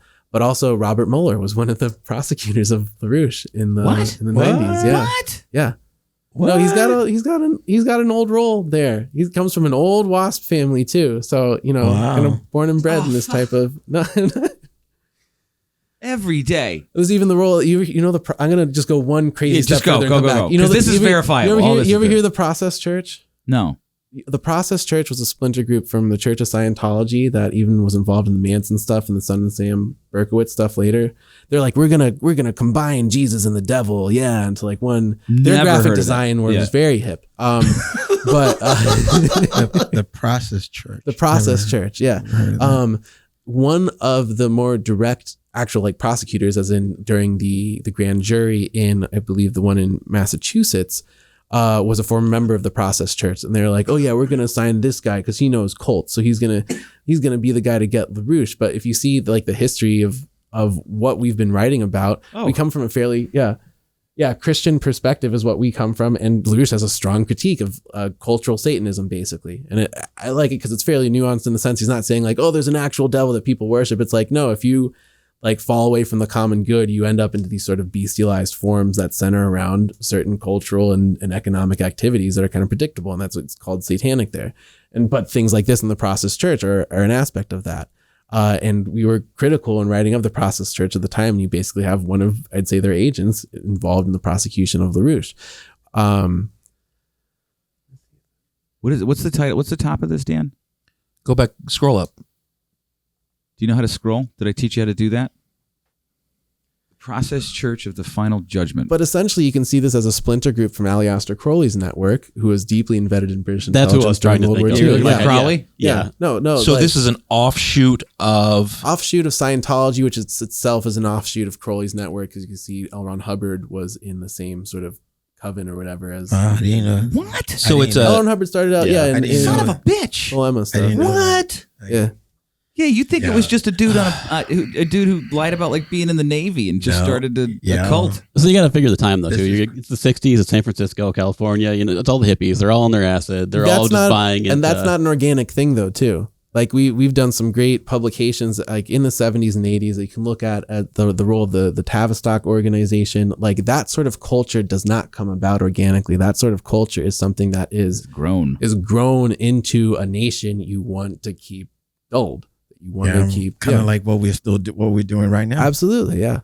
I think, but that's why I'm so fascinated by this conversation, because it's one of those things where it's when your eyes get open, You know, you just realize that like there's a lot of things that they don't let you know or want you to know. Yeah, you just got to question. You just got to question everything. And then you got to read a lot too. And I mean, we've talked about Who's got the time though? Exactly. That's what we've talked about it. And I'd rather let Cade blow my mind and be like, man, that's saved me a couple hours. This is part of our process of organization though. You know, like honestly, we love people's money. Like we'll take as much money as you want to give us because it's about to be worthless anyway due to hyperinflation. So let us do something with it before that. Brought it back. So, when I'm about to leave, I'm about. That's right. You do have to go at 5:30. We're gonna keep talking if that's okay with you. That's okay.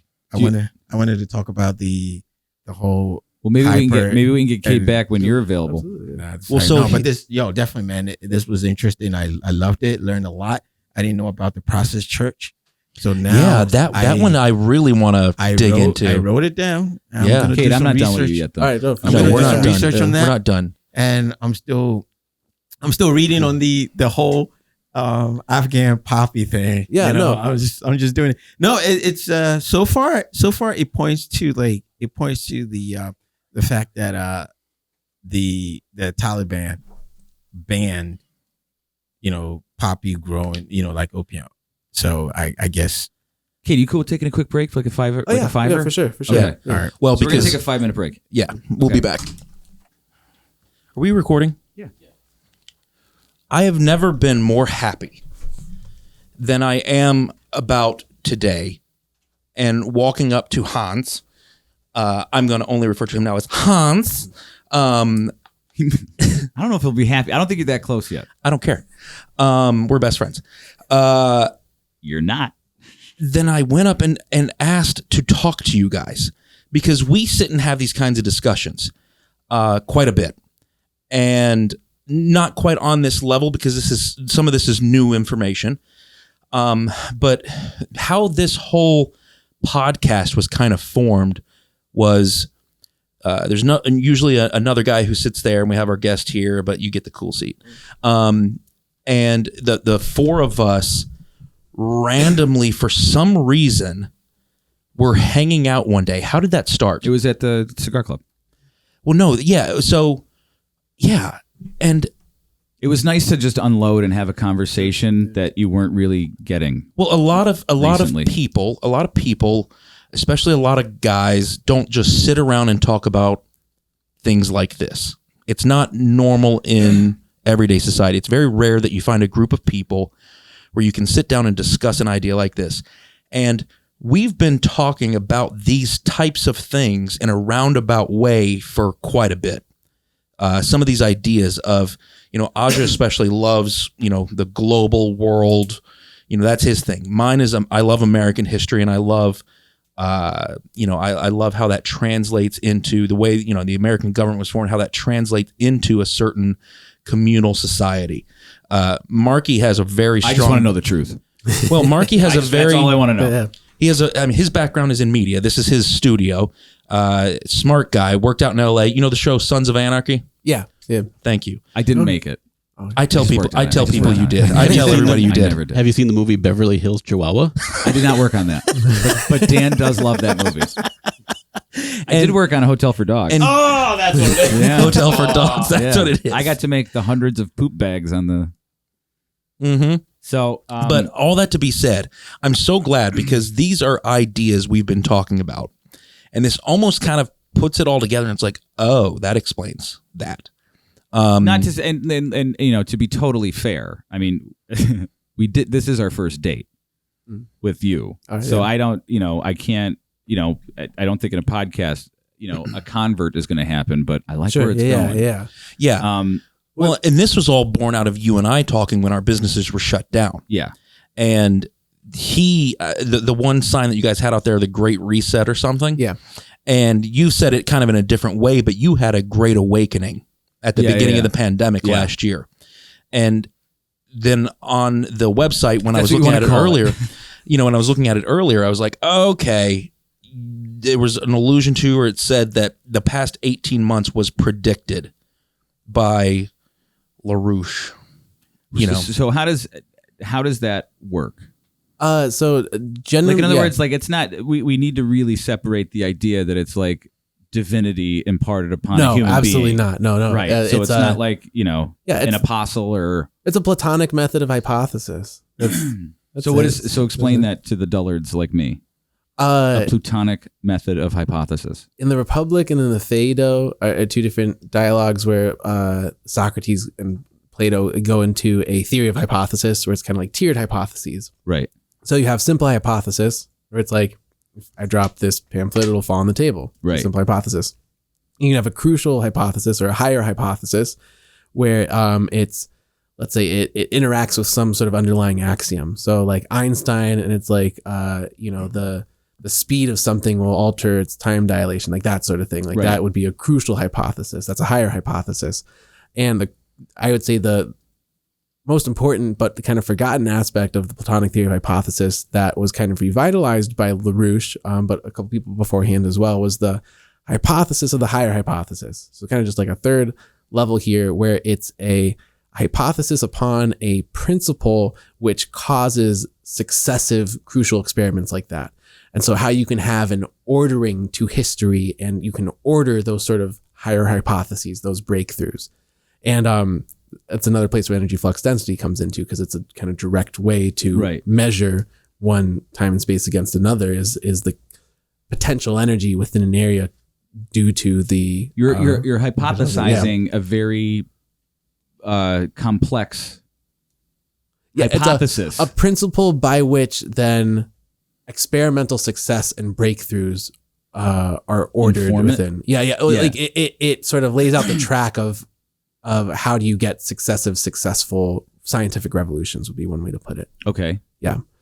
And with that just sort of methodology of thinking, which interacted with the work of Georg Cantor and Bernard Riemann, mathematicians, is where you get then these forecasts, is the term that LaRouche most appreciated. If you can predict the weather, why can't you predict history? Well, because there's a difference between a prediction and a forecast a little bit though too. So why it's not Nostradamic, because he's not saying like, or giving reference to some sort of time or date. Like it's not going to be like, oh, and I know that this is going to happen. Then with this, it's like, some of them are random thoughts by Jack Handy. Yeah. So with these, it's more like with these general trends and what we know principally about how economy functions, like something like this is going to happen with this general thing. Right. So like, let's say with the pandemic, LaRouche had been saying since the 70s and 80s, since we're seeing such a downward turn in our physical economy, and he had this thing called the triple curve function, or the collapse function, where basically as financial aggregates rise, so you have these derivatives upon derivatives, and those get more exotified, and how much of the economy right now is dependent upon like bets people are making on other people's bets, and that's what we bail out basically. Yeah. Or like give repo funds to. Yeah. So is that because they're hedging their bets? Yeah, but they're not really hedging that much, especially since the removal of Glass-Steagall. Yeah. Okay. No, like they're not hedging. They're just sort of speculatively betting the house because somebody else is going to pay for the house once it, falls in. It's basically a participation trophy. And so, back when we were kids, let's say you played sports, the winner gets a trophy, the loser goes home. Right. But now the loser gets a trophy. But now the loser gets a trophy too. $6 trillion. Yeah. So the natural progression of that is you're going to see less quality in the competitiveness of kids playing sports. If I want to be better, if I want my business to be better than the business, 2 blocks away, I have to work my ass off. I have to be smarter. I have to forecast. I have to plan. But if I know that if I have a bad year, I call whomever and they just write me a stimulus check, you better believe I'm not going to stay up and have sleepless nights and work as hard. So the natural progression of, and I think what you're, the psychological basis of that is just with more money. Well, except people with mortgages didn't get participation trophies in the 07-08 crash. Like what we're referring to as participation trophies were strictly kept for those in charge of a financial cartel, who were able to get across this myth of too big to fail. Yeah. And, just to reference China a little bit, if you knew it all, recently there is the instability in the housing market with Evergrande. They were watching some of that. Yeah, so Evergrande, they kind of like bet over themselves a little bit and came up short. And the Chinese government, instead of just bailing out Evergrande, what they said is, well, first you have to complete the physical contracts that you made. First, you have to build the homes for the people that you built the homes. Secondly, then we're going to bail out some of our like domestic investors who invested into you, not you as a company. Then in the last, it's international investors. Right. So it's being allowed to fail. They're not living by the lie of too big to fail. So Evergrande's being allowed to fail, and you're able to keep the physical economy of the country in relative stability. It doesn't crash with it. But since we have kind of most of our power delegated to different banking and even grain cartels in the United States, when we had our market crash, we fully bailed out those companies at taxpayer pay. We just kicked massive amounts of people out of their homes in order to fuel a subsequent speculation bubble upon that real estate that was opening up. And certain people in Congress made a lot of money off that. Oh, absolutely. Yeah. I think there's a Twitter account that tracks Nancy, her portfolio. Yeah, and they're like, just do what she does. Yeah, you'll get absolutely. rich. Yeah. No, that's one way to do it on investing. But since we were talking about the pandemic and physical economy, right? So you have these financial aggregates, like the kind that got bailed out in 07, 08, where it's just kind of bets upon bets, and you don't have any physical production anymore, because that's where your economy is going towards, just sort of servicing this financial industry. And as that rises, physical production fails. I think Mesco Glass is one of the few manufacturers maybe in the area. Even the warehouse jobs are mostly like Amazon unpacking or like Chewy unpacking or Nothing's like retail unpacking. Yep. Yeah, absolutely. Those things always invert then that way. And you hit a certain point where it is at the point of bail-ins and bailouts of the financial aggregates that you reach Weimar style hyperinflation. At the toll in Weimar style, the Weimar Republic before Hitler came in. So you had the Weimar Republic in Germany, and they were printing money basically to try and cover their debts from World War I. Oh, so they're just making up money. And they printed, yeah. But that's what we're saying. Which is what we're doing right now. Except that's what we're saying with our pamphlet. Printing money itself isn't a bad thing, but when you're doing it through a central bank and doing it to bail out financial aggregates, that's what leads to hyperinflation. If you print money with the American system through a national bank, what you print money for major infrastructure projects, so that the return you're getting isn't measurable in dollars. The return you're getting determines what a dollar can buy. So to give an example with like the space program, you hear like, oh, for every dollar we spent on the space program, you get $10 back.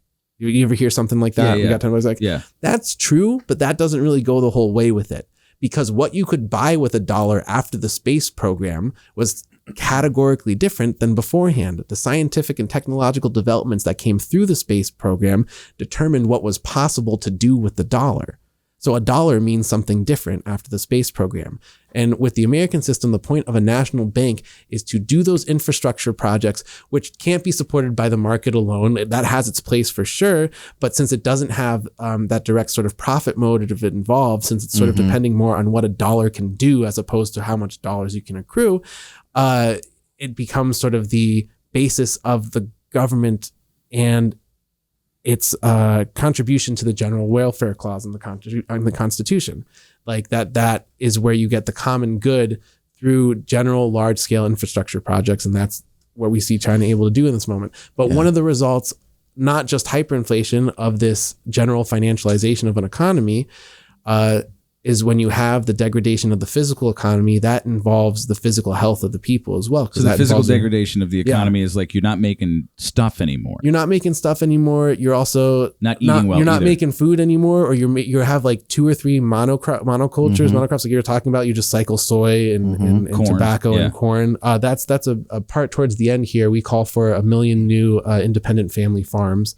That's one thing we'd be arguing for, is kind of breaking up the farming cartels at the moment, so you could have actually efficient individual independent style farms that produce real food for real people, would maybe be one way to put it. So when you say farming cartels, I think a lot of people don't realize is that they think that like corn and beets and all this stuff come from like little independent farms out in the Midwest. A lot of them are owned by major corporations. We import about 30-40% of our produce. Like the food you get at the supermarket is imported from other countries. Yeah. So, and when you see things in the pandemic, and it's not just pineapples. It's not just pineapples. Right. It's not just bananas. Like when you see what happened, the basics. No, that absolutely. we grow here. that we used to grow here in large amount. So when domestic agriculture gets exported like that in order to switch over into a monocrop, that's a huge security risk. Like, and not even necessarily for, antagonism from some other country, but if you have something like the pandemic or you have something like supply chain failure, like that's when you see some essentials leaving the stores. That's when you see, I think we have like big cities have empty shelves right now. We have had a 30% inflation in food prices year to year from last year. Yep. So like we are both like losing. Why are they ignoring this? Because this contributes to population reduction. This is So you think this is a good outcome for some people. Not tinfoil hat. Yeah. The outcome of this, based on history. Yeah. Is that if A happens, then B will inevitably happen. So if you say, hey, inflation's going up, which means more people can't pay for certain stuff, which means more people are going to be less cautious about their lives, which will invariably lead to more deaths somewhere. Yeah, that's one way for sure. But then you do have more concerted efforts, like in the Weimar era, you had huge hyperinflation until Schacht was the guy's name. He was like the pre-Nazi into Nazi. Is that where we got that word? Yeah, Schacht. But it's like there's a bunch of H's thrown in there too, like CHT at the end. He came in during the hyperinflation. The thing what he did is that he switched it to like it's almost what you could do, I guess, with Bitcoin right now. You have a huge hyperinflation, and then you switch your currency to a much rarer, harder to get currency. So you get then intense amounts of deflation, but then nobody has any money. So nobody can buy, like even fewer people can buy less things because instead of having a bunch of worthless money, you don't have any money at all. Not even for like eggs and milk. No, yeah, you just have people starving, and that deflation subsequent to hyperinflation. I mean, have you ever noticed how? I mean, look around a community, and typically, I mean, it's not always, but typically, the most unhealthy looking people are on the lower income scale. Yeah, which means they don't have the access to healthcare. They don't have the they don't have access to good food. Yeah. Well, I was going to get to that too. When Lauren and I were like young and didn't have any money, like when we first got married, Phoenix was young, had zero money. For a while there, we were so poor that we existed off of, she and I would eat one meal a day. We would go to McDonald's. We would get a small fry and like a double cheeseburger a piece. And that was like $4. Right. And that's how we lived for like a while. Now, the crazy thing was we were in the best shape of our lives.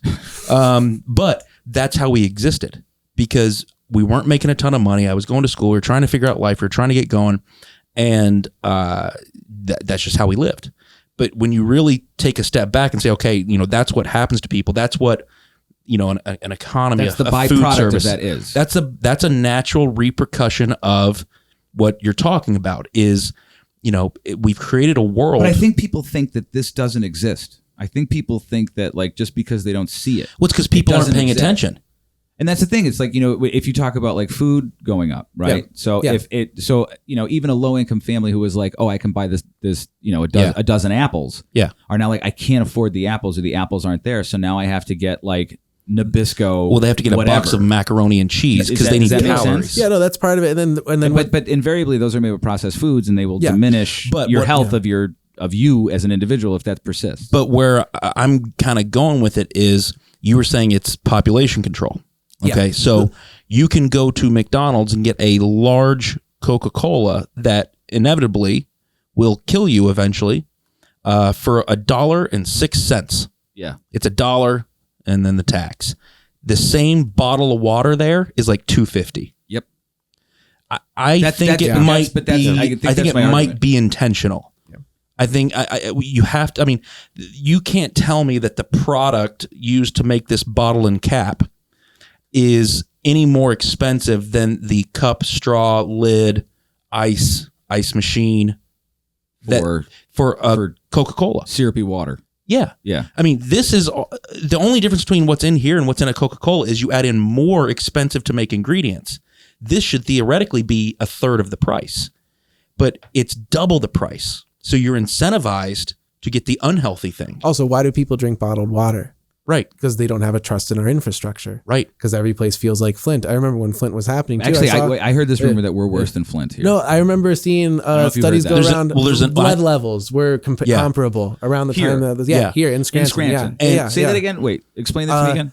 This is just from something I remember going around the time of Flint, where somebody was sending studies of Scranton's the lead in their water around the same time, and it seemed like it was comparable to Flint's.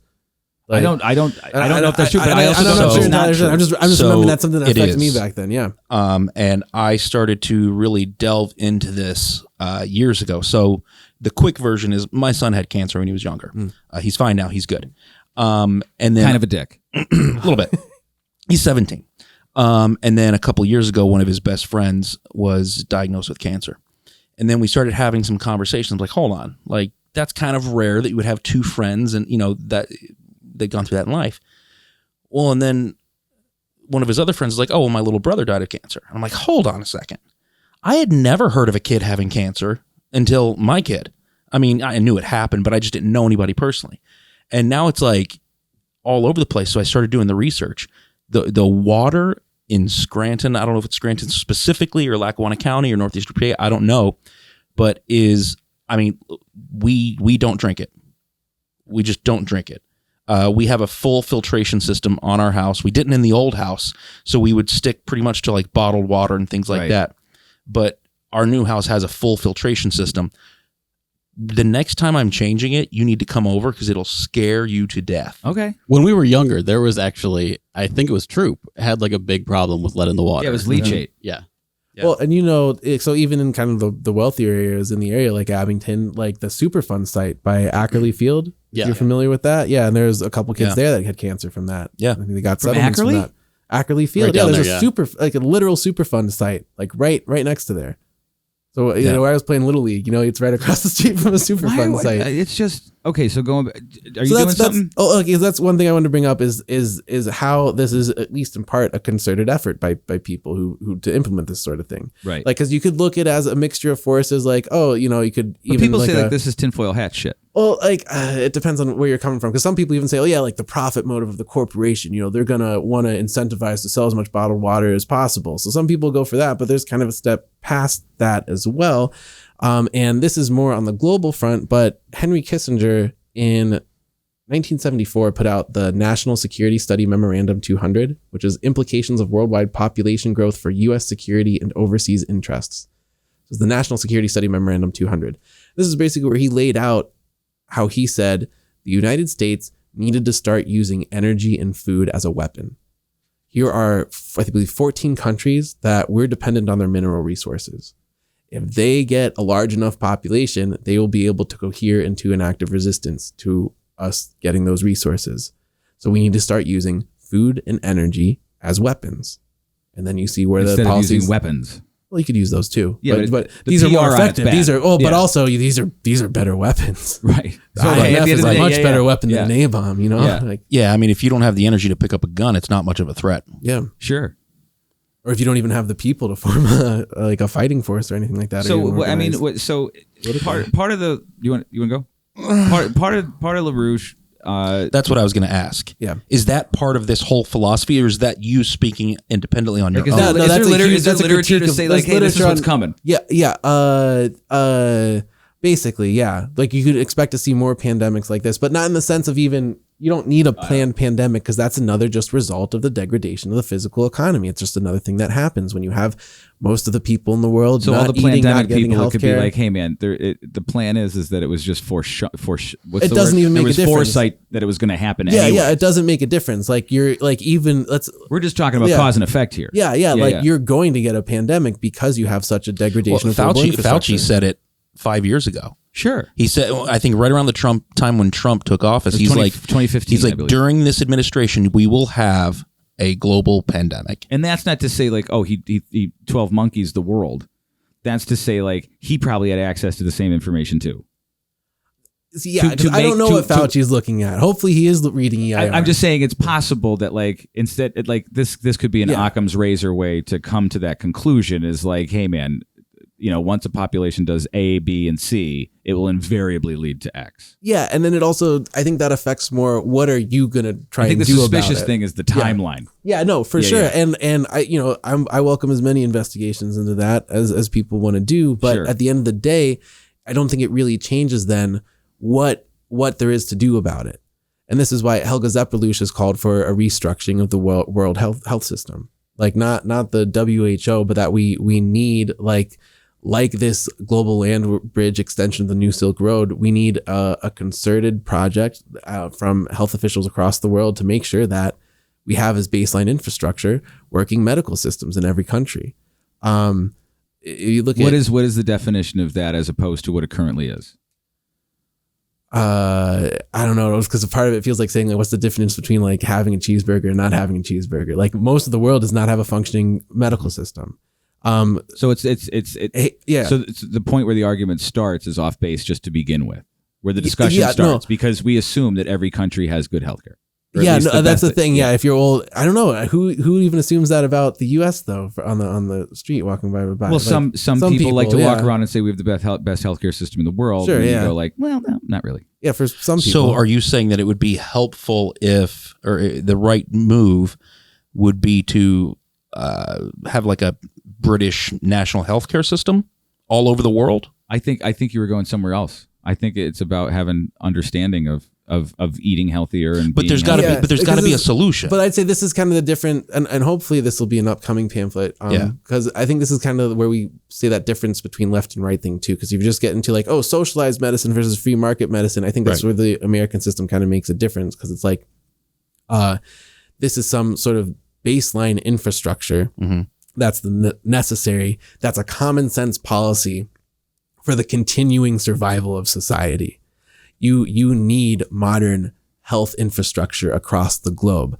Otherwise, whatever pathogen comes about will inevitably find a little reserve in a place that's left in a degraded state. So essentially, and it'll mutate and we could get rid of COVID in America, but if it's still thriving in Germany, eventually it's going to hiding out in a village in Rwanda. Right. Then it's eventually going to mutate, grow, hopefully not, but evolve, gain function, and then spread again. Yeah. And we've already seen that cycle happen a couple times already. With Delta. I mean, and the three others before. And there was, I mean, they think there's up to, hundreds of strains of this just through the sheer reproductive rate and evolution. And I'd say the most of what you see of people making the deals right now is it's taken as a foregone conclusion. You're not going to bring the rest of the world up to the level of snuff to actually have like modern efficient healthcare. That's off the books. That's not going to happen. Either they don't want it to happen or they've brainwashed themselves into believing it's an impossibility. Right. Which is absurd when you see like what the changes throughout history have actually been. So if you're not looking at it at the level where that needs to be done first when you're talking about like attacking the pandemic or preventing future pandemics, then you're off in la la land. You're not thinking with common sense. And LaRouche had one book from prison in defense of common sense. That's actually the book I'd probably recommend most to people is The Science of Christian Economy, where that's the first part of it, where he kind of redefines common sense in these terms. The Confucian term for doing this would actually be like rectifying the name. And it bases common sense in this notion of the future survivability of civilization. So it's not common sense in the sense of like, oh, okay, we all see red, so we stop. Or like there's something like that of common sense, or it's like or you all have like the same association with something. It's when you're able to look at something clearly and be like, oh, here's a problem. This is what you need to do for it, and you can talk to people about it, and it's understood. And that takes a certain what's called like level of poetic language culture as well, so that when you have an idea like this, it can be transmitted pretty efficiently between other people. And that's where we also call for a revitalization of classical culture, so that you can have a wellspring of language to fall back upon in order to communicate these things when you hit these emergencies. Yeah. With language. Yeah. No, there's a funny thing. That same campaigner, they put out their translation of Plato's Timaeus in the 70s too. And the translators for it, I greatly enjoyed, because it talked about how, this isn't the perfect translation. There needs to be still new work on this. And my first thought is thinking like, well, if you know where the failings are, why don't you just translate the words better? Like if you know what's wrong with it, just translate the right word. But then that manipulates the intent. Oh, no, not just that. The problem that they saw with it was that the English language did not have the the level of development. The English language at that time was too young. Not even in the terms primitive. Not even necessarily. But compared to ancient Greek, there were certain ideas in Socratic ancient Greek that were not encapsulable in conversational English language, that it would require a certain cultural renaissance in order to develop the language to the point where you could actually fully translate the Greek. So like you hear with Dante and the Divine Comedy, like he made the Italian language like a real language that was done through a strong poetic process. And that's something we're greatly at lack for. And that's something when you see just this sort of fast food culture that you get day by day, it keeps you on the lowest bestialized levels of language. So where you're just grunting things at each other and you're basically trying to check the tribe of the other person. Yeah. Everything's a shibboleth. We think we're at like this high form of communication when like now I just send a picture of this and everyone gets what I mean. Like, you know what I mean? Like the dumbing down of language. Yeah, and then people. Do you think that's intentional? Yeah, I think that's certainly intentional. And at the same point, I'm almost a Stalinist about this. It doesn't make a difference at the end of the day, you know? Maybe not intentional, but definitely ignorant. Well, I mean, since the beginning of time, there was to go back to everything we've been saying is there were the haves and the have-nots. You know, there was the people that could afford an education. So you're considered, up at the top of the food chain. And then you needed people to dig the ditches. It almost feels like this is kind of a modern version of, maybe COVID was this way. I don't know. I don't know if there was some crazy plan to it or if it was just taken advantage of. But it almost feels like for a while there, society was becoming a little bit steadier, more even. And then all of a sudden it's like, we're right back to boom, here you are. Like the richer got significantly richer. The poor are now, the government's going to pay you to stay home and not work. And now you're reliant on that income to be able, it's just like Afghanistan. We sustained them for 20 years because we put in the infrastructure to be able to do what we wanted to do. And then boom, bail and leave. Now they're screwed. If we can get enough poor people on the government teat, now we have a new controllable population. American slaves weren't illiterate accidentally. Right. That's profound and simple. I think using so when he says like, oh, it's the haves and the have-nots, like you got to, I come from the school of thought where I don't believe just that. I think that there's a cause and effect that's just, part of the plot along the way, so my whole thing is I play the if then game. If this happens, then this happens, and so on and so forth as the dominoes fall. I think that using his example, I think that's just one of the dominoes that's falling till the ultimate end. I don't know what the ultimate ends. That's all speculative. But the process of those things happen. Like if you have more have-nots, where does that lead? Well, because the next domino is going to fall, and I think that's the question that not a lot of people ask. Well, I think what if this continues the way it's at. Well, no, that's actually something we are talking about when we talk about that triple curve function and the hyperinflation. Like, as far as people are in control of things, what is being done is not a sustainable thing. This is where that idea of common sense still comes to mind. If you're able to get a sort of cartel system or something that's just constantly draining resources or from people and other nations, you hit points of international systemic crisis and catastrophe, which we are absolutely on the brink on. Keep an eye on energy prices in Europe going into this winter. You already got lines at the petrol stations miles long in the UK. Yeah. This isn't sustainable. There's like rolling blackouts in like India and shit. Yeah. Oh yeah. And even in China as well. But this hits a certain point where, and this is where I guess the real, if you want to get tinfoil, I don't think so that much, like satanic element comes into play. Yeah. There's a certain I don't think they think it's like Satan as has been portrayed in the cartoons. When you say satanic, it's not like that. But evil, nefarious. Where that does come into is imperial policy inevitably hits a point where to continue it will lead to the destruction of society into a dark age, which I'd say we're already a little bit into. Like this is how a dark age comes about.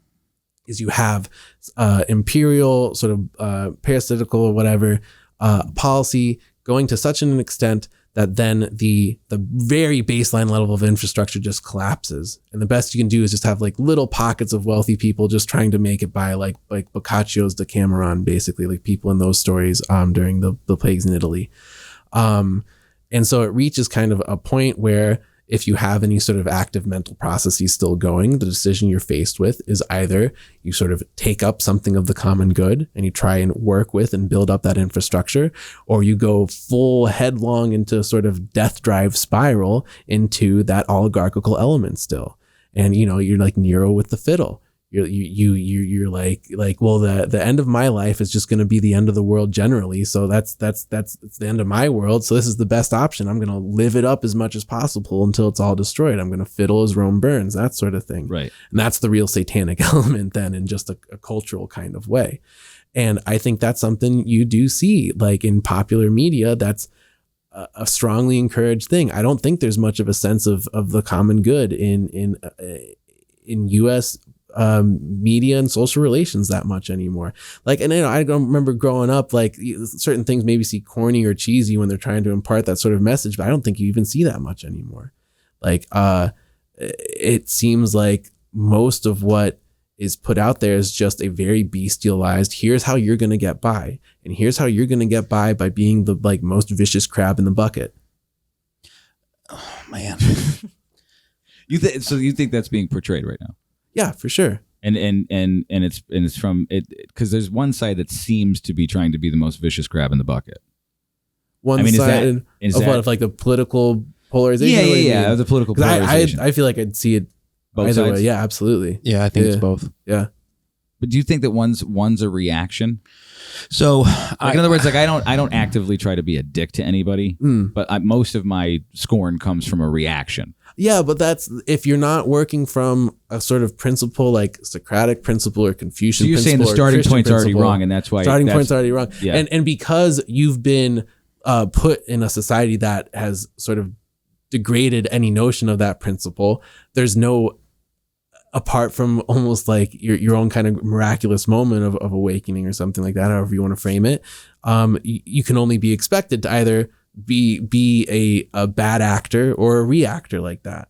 Like because you're being put in a cultural space without a principled background. And this is why I'm saying I still regret missing out on an education, not necessarily me leaving school, right, but missing out on an education, because I spent some certainly like wild years in retrospect that right, would have been much better suited on a sort of principled pedagogy, actually building myself towards how best I can give back and create like a better world for the common good. I disagree with you completely. Oh yeah, come on. I disagree with you completely. Yeah. I'm a big believer, and it's a phrase that he has said a lot, and I think I'm finally starting to wrap my head around. You're exactly where you're supposed to be. You'd like Leibniz. Yeah, you would not be where you are right now, talking to us, imparting this information, with the personal growth that you've had over the past couple of years, if you hadn't have gone through those dark periods.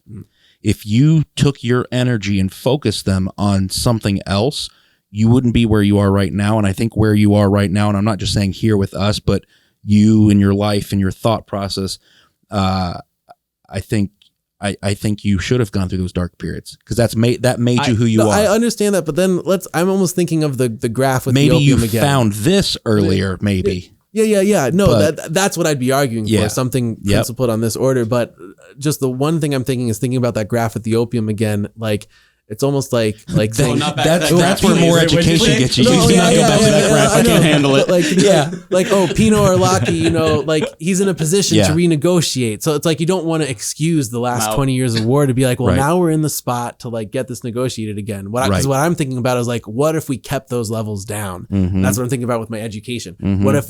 What if I was in a principled educational system that actually taught not just how to respond in like, Scranton native B.F. Skinner, like rat box kind of way, what lever to push to get the right, food pill coming down.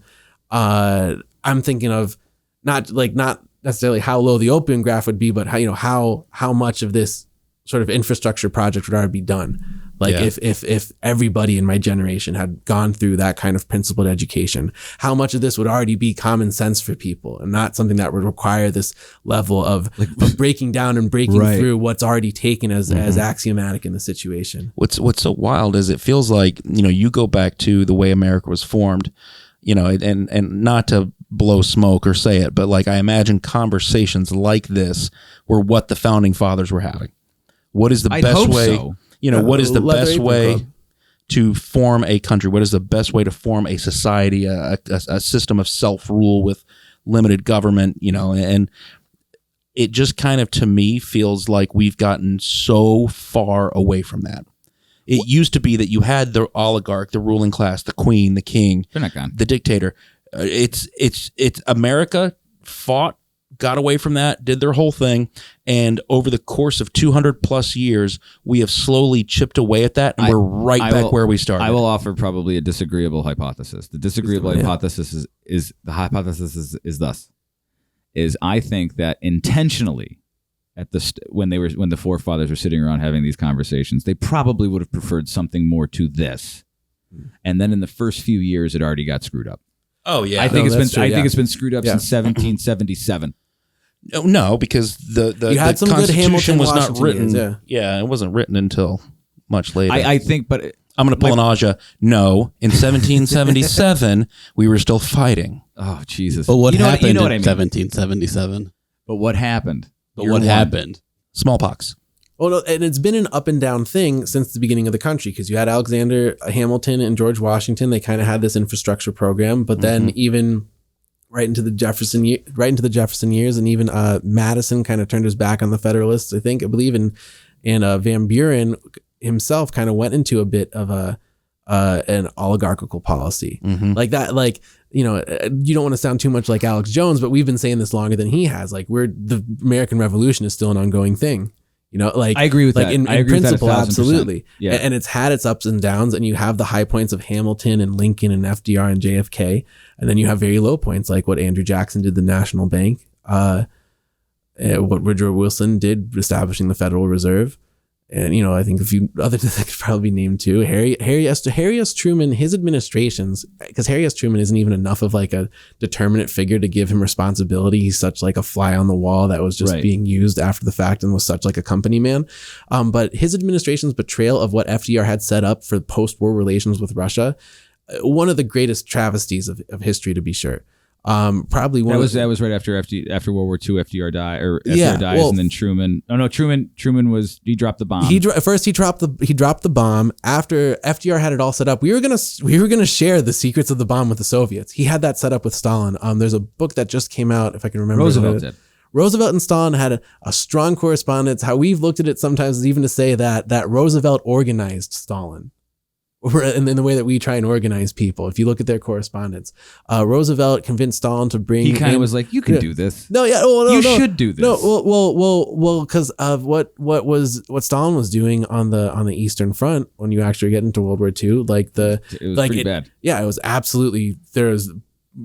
I can't think of a bloodier period in time, but especially Stalingrad, right? Yeah, no, absolutely, or Leningrad absolutely. at the time. Yeah. And FDR appreciated this. He understood this. There was the whole of the UN and of Bretton Woods was aimed at preventing the Cold War.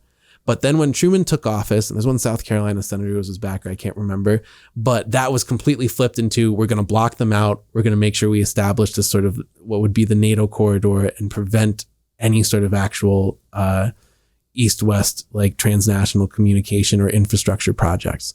Whereas what was developed by FDR and Stalin was the complete opposite in intention. The UN, as seen by FDR, was supposed to be basically the centerpiece in a decolonial project spearheaded by both the United States and the USSR, not where they were both vying to be the proxy leaders of the rest of the world, but where basically it would be the death knell of British Empire and all of the former colonies were to come into their own as sovereign nations under like an American style system. Did you know any of that? Some, but I never put it together like that. Okay. All right. And that's what we need to do with China now and with Russia now and with India now as well. Is get a relationship with them? Yeah, let's do large infrastructure projects that. But we keep being told China's the enemy. China's asshole. China. This is why we have the documentary on the back of the pamphlet here. Yeah. So they call themselves like socialism with Chinese characteristics. What we say is Watch that your breathing, man. You're deep in there. I'm just like, yeah. Yeah, I sound like it feels like Biden's behind me. So, hey, little boy. So, but people say that. People say China is asshole. But China's success and how it actually has happened on an infrastructure level, 0% extreme poverty. You walk around the megalopolises in China, you will not be faced with, even as we were out there today, about a half dozen people coming by saying how they needed food, how they're living on the street. That does not happen in China. And they had huge, even I think 70% poverty in the middle of the 20th century, like from that until now. And what we claim is their successes, both with poverty and on their infrastructure and technological development, is due to the influence of the American system. And you can track this, starting with Leibniz, who did help develop the American system, his correspondences with the Jesuits who went to China in his time. Then going to Sun Yat-sen, who's the guy on the back of the pamphlet there with Abraham Lincoln. He was the founder of the Republic of China in 1911, the first president of the Republic of China. He translated several American system texts into Chinese, and he kind of had one of the first New Silk Road ideas with the sort of Eurasian land routes throughout the massive Eurasia that would prevent the British seaport choke points from being the effective trade monopoly of the day. Mm-hmm. And then even just a few days ago, Xi Jinping, I don't know if I mentioned this already, he had basically a further rehabilitation of Sun Yat-sen and said that for the Chinese people to continue to prosper, they have to keep carrying his spirit forward of Sun Yat-sen. Spirit meaning? The spirit of his project, which was one of his books, is The International Development of China. And how China, to develop into modernity around the beginning of the 20th century, must become a hub of Eurasian and international transport and be this hub both of its own internal development, but then fueling the development of the world around it, which is an American system principle. Basically how Henry Carey defined the American system as distinct from the British system. So their successes right now, which has everybody afraid of this Thucydides trap or whatever you want to call it, their successes are our successes. This is our legacy. They just implemented them and stuck to them. Absolutely. Yeah. Absolutely. And we can do that in America. We can repatriate our principles here. And we can collaborate then as well. I don't like them knowing where everybody is, though. With what, the social credit system? I don't like that. Is that different here? I understand that. Okay. One further thing though. So it's about the same here, right? They have, I'd say the same. I don't want my likes on Facebook to dictate the price of a donut for me, or whether or not I can walk into a Costco. You don't already? I'm just, you know what I mean? But Marky, you just said the cost of a donut. Guaranteed you at some point in the next 4 hours, you're going to see advertisements for donuts on your phone. Yeah. In China, it just is what it is. But we don't have to. Here's the difference. They tell their people, FYI, we're tracking you. Yep. Here, we just like, oh my God, look at that, donuts. Like, we're so dumbed down. I mean, they just passed a law over there. And I'm not saying I agree with everything that they do, but they just passed a law saying that it's going to limit the amount of time that kids can be on social media, phones, iPads, apps, computers, video games, and fan sites. All of the above. Because they found it was dumbing down the population. Here in America, I mean, and listen, I'm the cheerleader of freedom, but here in America, it's free reign, and we're seeing the obvious effect that it's having. It seems like there's no. If Kim Kardashian ran for president, she would win. That's the sad thing. Not because she has any good ideas. Is there a thought of this? Is there this grand delusion of American exceptionalism? There are some exceptional things about America and its history, but as far as it is exceptional according to a universal principle. So the exceptional aspects of America are things that can be adapted anywhere, like China is now. Did they change their form of government? Did they go from, brutal, as they say, to something a little bit more? I mean, you hear of people getting suicided and disappearing, and poor Jack Ma, whatever happened to him. But again, he's back on the streets, I think. Is that any different from what we have here? Yeah. I forget the name. The journalist who wrote the book about how the CIA was fueling the crack epidemic in inner cities, and then he ended up just blowing himself in the face with a shotgun. Yeah. I don't think it was in the face. I think it was from the back of the head from an angle. It'd be really difficult. Hillary Clinton's shot. Yeah. Hillary Clinton's body count. I mean, it's like this isn't controversial. It just is what it is. I mean, maybe that one is, but I mean, I love America. I love the freedom that we have. I love what we have. My How long ago were we talking about JFK? Illusion. Wasn't that just an hour ago we were talking about JFK? Ago, yeah. It's just. I feel like at this point it's an illusion. I don't If you can kill the sitting U.S. president and get away with it, yeah. Like, I mean, our president got suicided. You know, exactly. But you're not really a president unless there's been an assassination attempt on your life. Like that's like, okay, now you're officially a president. We live in this age where identity is so important, right? Where it seems that way. And maybe that's what our programming is telling us to think, right? That identity is the most important thing. And a lot of people are terrified of the fact that, you know, whatever manufactured or artificial identity I have, I kind of don't want to lose it or knowingly lose it. It's kind of like the Neo choice in the Matrix. You know, a lot of people want to take the blue pill. Most people don't want to take the red pill. Like this, the Ignorance information, is bliss. The information here is I'm dollars to those $4 donuts. A lot of people aren't going to know it, and a lot of people aren't going to. No, they're not going to know it, and they don't want to know it. Which I get. You know, it was always like usually when revolutions happen, like a third wanted, a third don't, and a third don't care. You know, and you know, maybe it seems like a lot of people are just trying to fight their influence into people. Like there's one side going like, we want you to do what we tell you, and the other side's going like, we want you to live. Well, but I mean, and I agree with you. With the identity, I think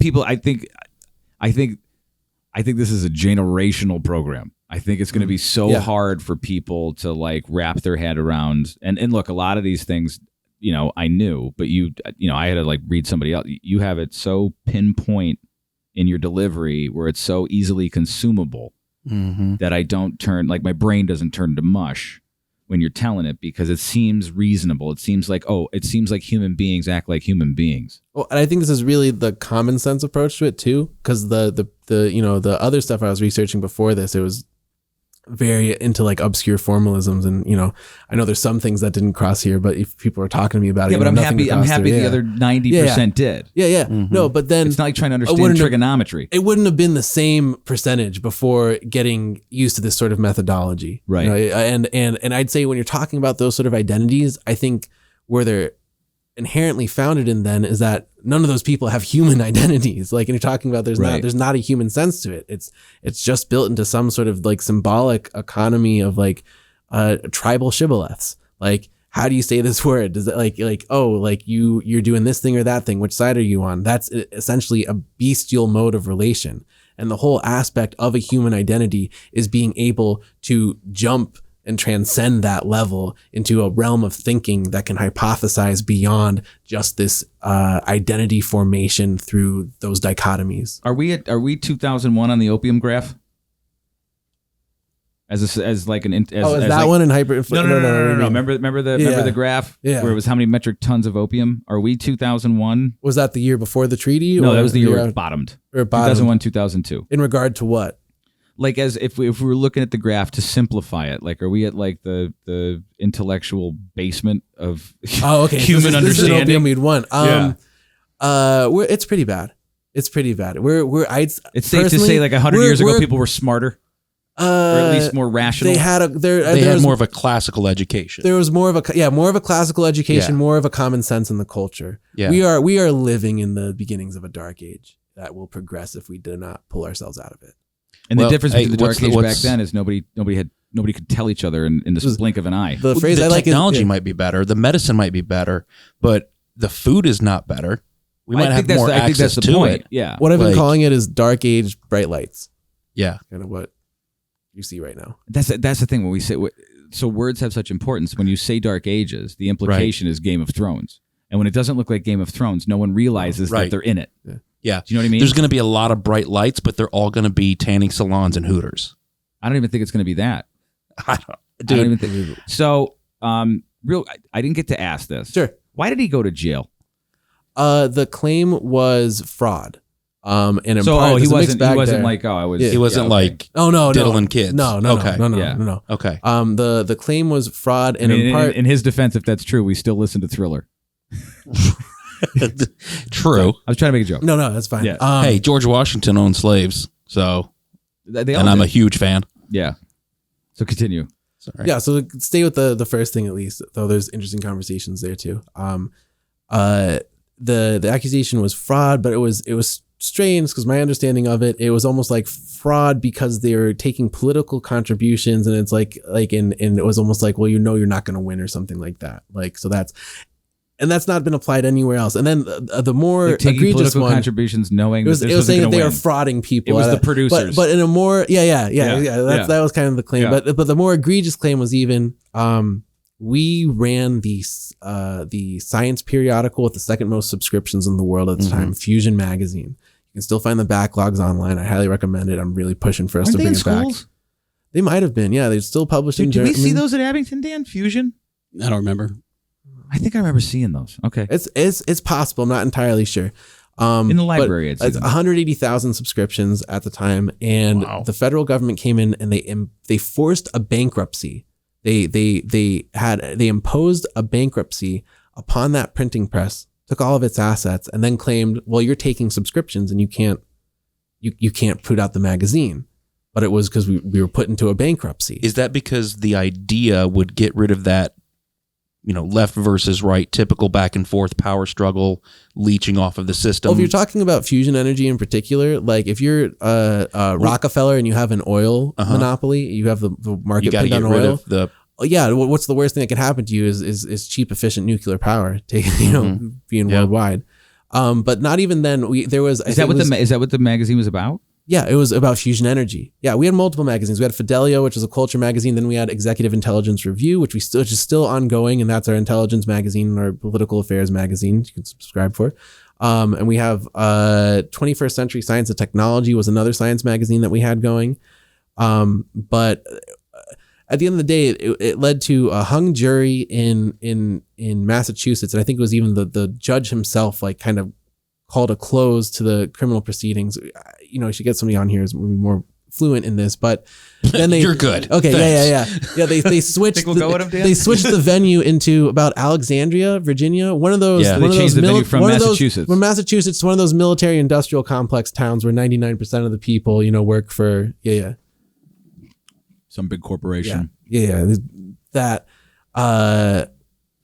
That's where they got the change of venue conviction. always happens just because they know they're not going to win. Yeah, absolutely. They want to move to a place where they can win. Ramsey Clark was Attorney General under Lyndon B. Johnson. He filed multiple petitions for the revocation of LaRouche's conviction. Called it, I think, one of the worst. What year is he convicted? Roughly. They raided the federal agents raided his compound in 88 with 400 federal agents. 400. There's one publication you can look up. I think the night they tried to kill me. Waco. The night they tried to kill me, it really did seem like if there was any excuse to they would have taken the trigger or have him be suicided, then that would have been done. And I've heard stories of even attempts within the jail where he was. Side fact, he was cellmates with Jim Baker for a little while. Oh, really? Candy faced husband? Yeah. What the fuck? It's a small world, man. It's like the insanity shared universe. Wow. Yeah.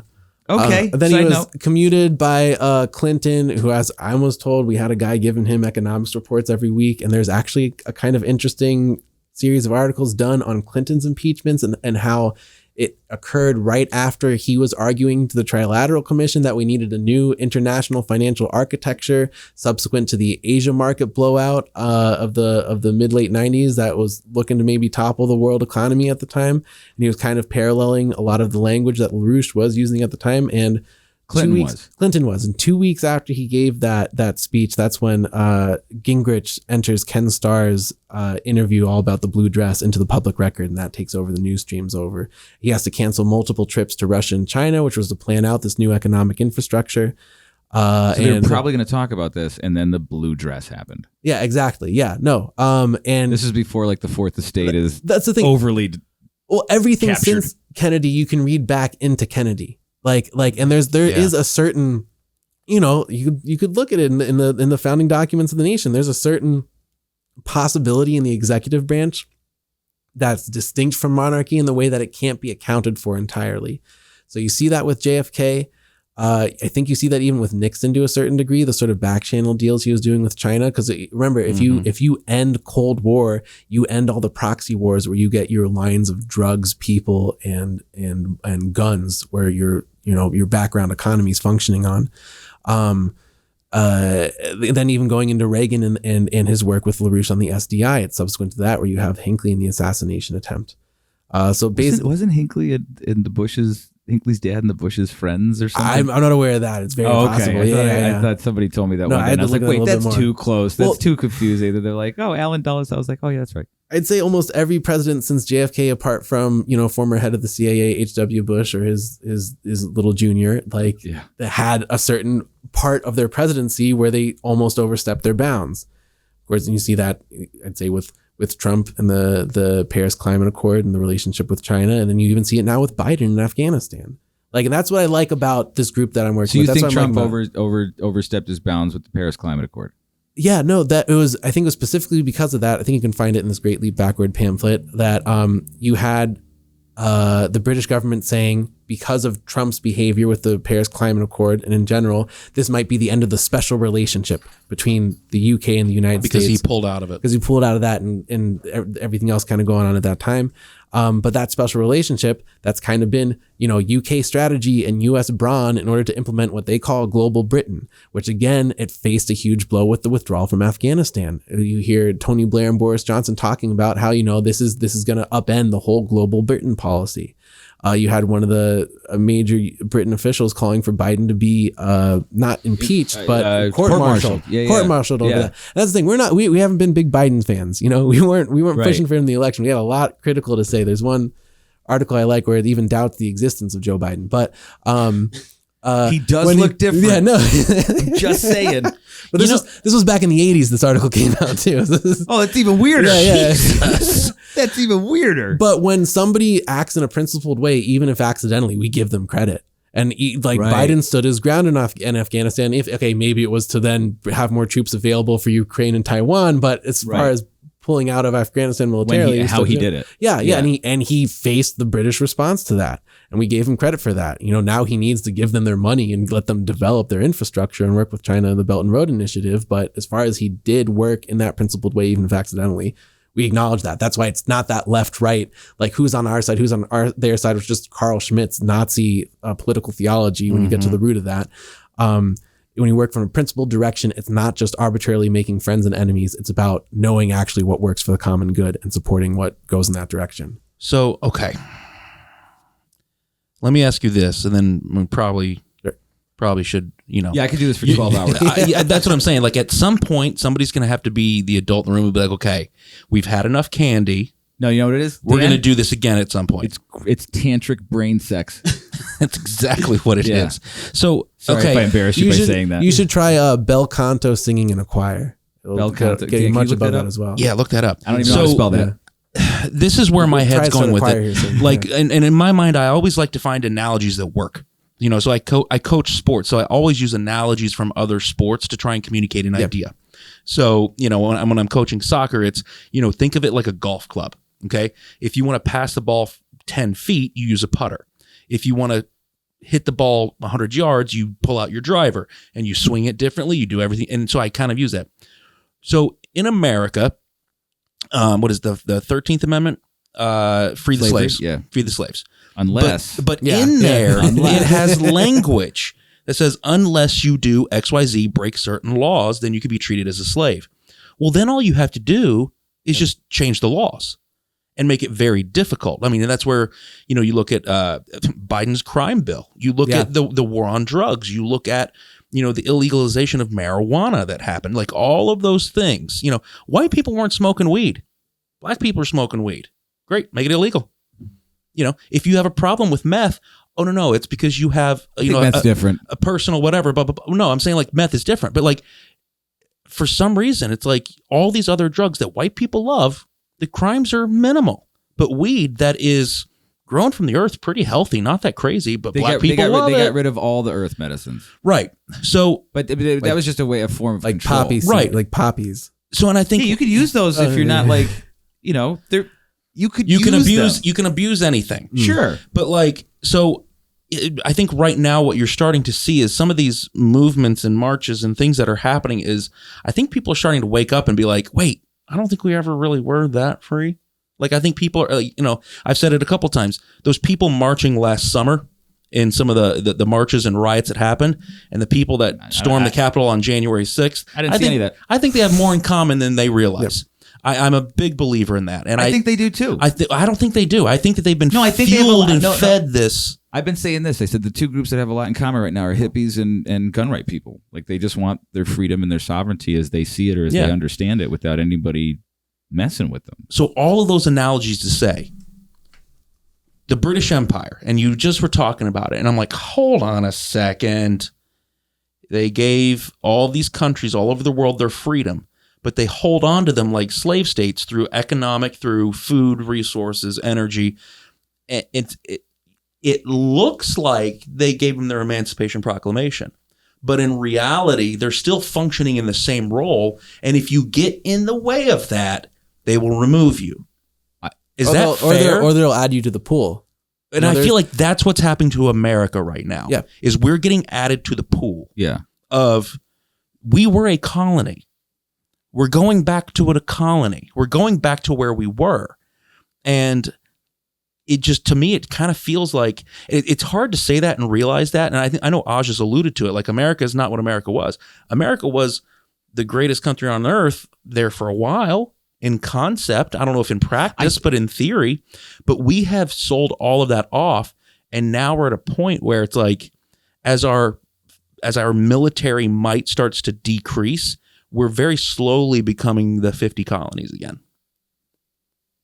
Well, especially if you see military might, not even necessarily how much it decreases, but how much like its strategy is aimed towards global Britain. Right. Like as far as it just becomes an arm of that colonial policy. I mean, literally we have, Prince Andrew. We can't even get him right now. Like literally like the guy, Epstein and the whole situation. It's like, this isn't even controversial. Like this is just fact. He's wanted for sex crimes with minors, and we can't get him. I think that's it. Look, it's not that hard to understand when you understand how things work during the Dark Ages. Yeah, right. That the guy who was out doing that, he can't do anything about it. The sheriff of Nottingham isn't really going to go after that guy. Look up Lawrence King and the Franklin School scandal if you haven't heard of that. We have a book out about that from the 80s. We were active on that scene. Maybe that's something for next time, but that may be something we'll get into. Well, we're definitely going to have to do this again. Yeah. I mean, like this is fun. Like it's ways that we, like I said, it's ways that we've talked and reasoning that we've used, but it's almost I just want a different point of view for people. But here's the thing. I don't think that it's that different from the way that we think. I think it's very similar. I don't think so either. It's just a framework that's like, oh, okay, I thought I was crazy or this and that. And the correlation makes sense. Before we go, though, okay, couple questions. Sure. Is there anybody on the national landscape thinking president of the United States that you would look to and say, they're about as close to what I think we should have, like or someone national should run? Man, that's gonna get me in a lot of trouble because this is not an organization position. This isn't a position I've been somewhat lightly arguing from within the organization. Okay, I'm like Kanye West, dude. Kanye West. That's completely personal. I'm gonna get me some calls for this one, but he is interested in domestic manufacturing. I think a lot of what he's done comes. The most out there thing. Yeah. So for LaRouche, music at its high point, it's polyphonic choral music, which means you have a choir, it's singing in different registers, and it's doing it in a counterpoint. He's been doing that with his church tour. Yeah. Oh, so wait. Do you know last year the album Emmanuel? You've listened to that? Oh yeah. Okay. I'm very glad I'm here. Not many people know that. Yeah. That is why I think there's some overlap there. Yeah. And just because when you said him, I'm like, no. Well, no, because listen, Kanye might be insane, but part of it has to be because we have to get rid of what the idea of what a president should be, like what a leader should be. If you look up LaRouche on how they do him on SNL and how they did Kanye on SNL, how they really similar. It's very similar. It's very similar. Yeah. So but somebody who's actually in politics, though. Kanye ran for president, dude. He was on the ballot in a couple states. That's running for president. But I'm saying, like, anybody currently involved in politics, like anybody we have Diane Sayre. She is running with some affiliation with the Larouche Organization. I don't know exactly what it is because there's some legal technical difficulties, but she's running for Are you guys New York a political Senate. party? No, pack, right? we're not. You're not we're the not the pack either. Okay, okay. And this is actually a move LaRouche made after the indictments were coming in. Is we In the decided to 80s. be like a bit of we're like a post-party philosophical organization. Yeah. So we're not directly a party. We'll work with candidates. Some of our members might even run as candidates. But Do we're they not have to pick directly- a party, or do they go as independent? Or? independent. So the New Jersey ballot, my friend saw me when I first got introduced to the organization. I think it said like independent LaRouche. You could, it's depending on state by state, you can put a little Okay. bit. A little bit Yeah, what I you am think. here. I'm an is. independent Democratic Yeah. Republican. Yeah. Yeah. So Daniel Burke in New Jersey ran the last time for the Senate seat as well. Yeah. Diane Sayers, she's doing her New York Senate campaign. I have to be careful because I'm a volunteer, so I can move a little bit more between the spaces, but there can't be like collusion between the two things. So I'm just informing, I think, about Diane's campaign. But there's been interesting difficulties where it used to be 15,000 signatures to get on the ballot for New York. Now they upped that up to 45. Just to get on the ballot. Just to get on the ballot, and one from every Because if district. you don't like the players, change the rules. Exactly. And you can go online, and I'll try and get you guys a link, but you can see Diane Sayers, she confronted Chuck Schumer at one of his events shortly after the recent flooding in New York City. And you have everybody top to bottom talking about, oh yeah, this is climate change. We got to get used to this. But those people, they're living in illegal under basement apartments with none of the appropriate infrastructure for it. No numbers, they're letters. That was an infrastructure problem. And now if you're Chuck Schumer, you can just forget about infrastructure and be like, oh yeah, this is climate change. We have to get used to this. Instead of being like, no, like we have to climate proof our infrastructure. Like, and there's been climate change throughout the history of humanity. Right. Like that is Climate change is not the problem. Yeah, you get It's solar that radiation. we're not willing to. Well, I mean, there's a reason. You can build a house where I'm from down in Tennessee for pennies on the dollar of what you can build it here, because here you have to worry about snow. You have to worry about the way the ground freezes, the way the roof structure happens. In Tennessee, you don't get snow. I think it's in Miami, hurricanes. Like everything. Like that's like saying like, oh my God, we have a serious problem with hurricanes in this country. Not if you live in North Dakota. no. I think, But if you live on the earthquakes between Haiti and Japan. Japan and Haiti are built similarly along fault lines, and they kind of face the same sort of just potential destruction with earthquakes. But Japan has absolutely dedicated their infrastructure to be earthquake preventative. Yeah. So you have the big California Fukushima thing. Yeah. got same California, not to the degree as Haiti. not to the same degree. Yeah. No, yeah. But they have laws on their code books on how you have to build a house because of earthquakes. Also, we it's don't how- have that here. That's why it's so difficult to build a home there. Yeah.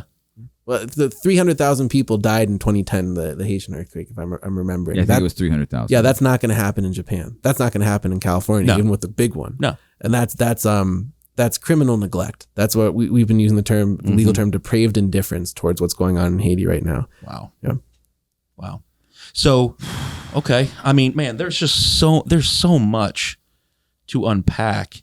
And and again, I'll say it again, it's a ton of fun because we've had these conversations in a roundabout way, but it's just, I mean, Yeah, but the scope and breadth of what you know, but the thing, I'm it seems nowhere, like you have, outside of working on the farm, you have dedicated yourself to becoming a smarter member of society so that you can contribute to it and Or make trying it to a at least better place than understand. you found it. Yeah, I mean, it's great, man. That's one of his compilation of LaRouche's writings on education. It's called Genius Can Be Taught. And that's a fundamental principle of what Yeah, we're doing. absolutely. It's not just that inborn genius is universal. It depends on what culture and what brings There's it out. two and then wolves what inside of personal every education. man. The one that grows is the one you feed. The British wolf and the American wolf. Yeah, I mean, So where do you think it's- we should go? In what sense? Like the this- American rule or the British rule? Yeah, the American system Okay. for sure. And then even beyond that, like you need some a fundamental kind of Platonic understanding of a common good that fuels that even further. Well, it's like everybody wants to argue left or right, Democrat, Republican, liberal, I think they're conservative. stupid. I think now it's no. stupider. It's we live, but we don't live in an or world. We live in an and world. Right. Like socialism is bad or capitalism is bad. No. There's good and bad on both sides. The true right answer is a very well versed combination of the two. So in the if-then game of the world, of what's going on Yeah. in the last few years, Yeah. where do you see the then going unless more people understand where then is going? What a weird way for me to explain that. No. What becomes normalized? It'll be like every 6 months you'll if you take it from the perspective 6 months before, you'll be like, oh, like that can never.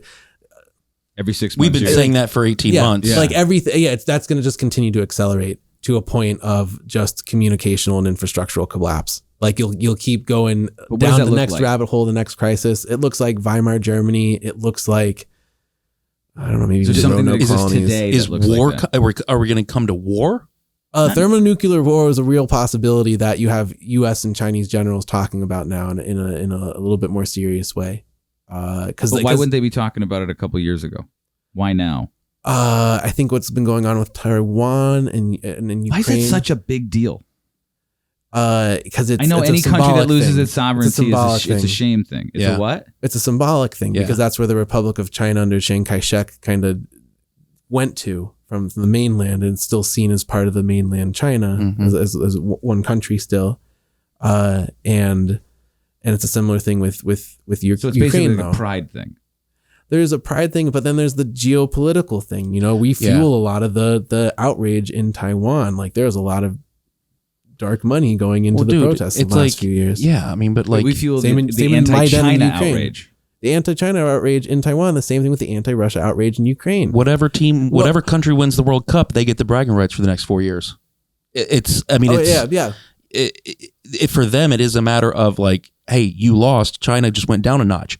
It fuels the ego in all these other countries, and it's like, well, I don't need to trade with you. You couldn't even do this thing. It's what's happening to America right now. France pulled their ambassadors because of AUKUS, because we went around them and we made this deal with Australia and the UK in order to, and France got pissed. Well, and also to increase our power in the South China Sea to try and keep China from expanding more, because it's still again they want the whole ring of islands, right? They want all the way down like almost they want Australia what Japan had.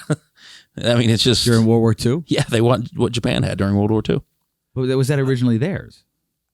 There's a difficulty here if you're trying to keep going back from conflicts about like because if you go that far, you end up even kind of like the leftist position of land back, right? Where if you've heard that at all, where it's like if you're everybody's mad at Israel, but I think the question comes more to be what is the sort of culture fueling the basis of a nation state in the contemporary day, because that's the thing. We're not a one world government people. We kind of follow this one cardinal, Nicholas of Cusa. He had this Catholica Concordantia, which was to try and establish an interaction between sovereign nations, but not under one total rule. And that was also FDR's original idea with the UN. And there is a bit of a difficulty there. You're trying to define like, okay, what are the shifting lines of sovereignty between cultural borders and national borders? Like there's I think real things to be worked out there, but as far as that's done through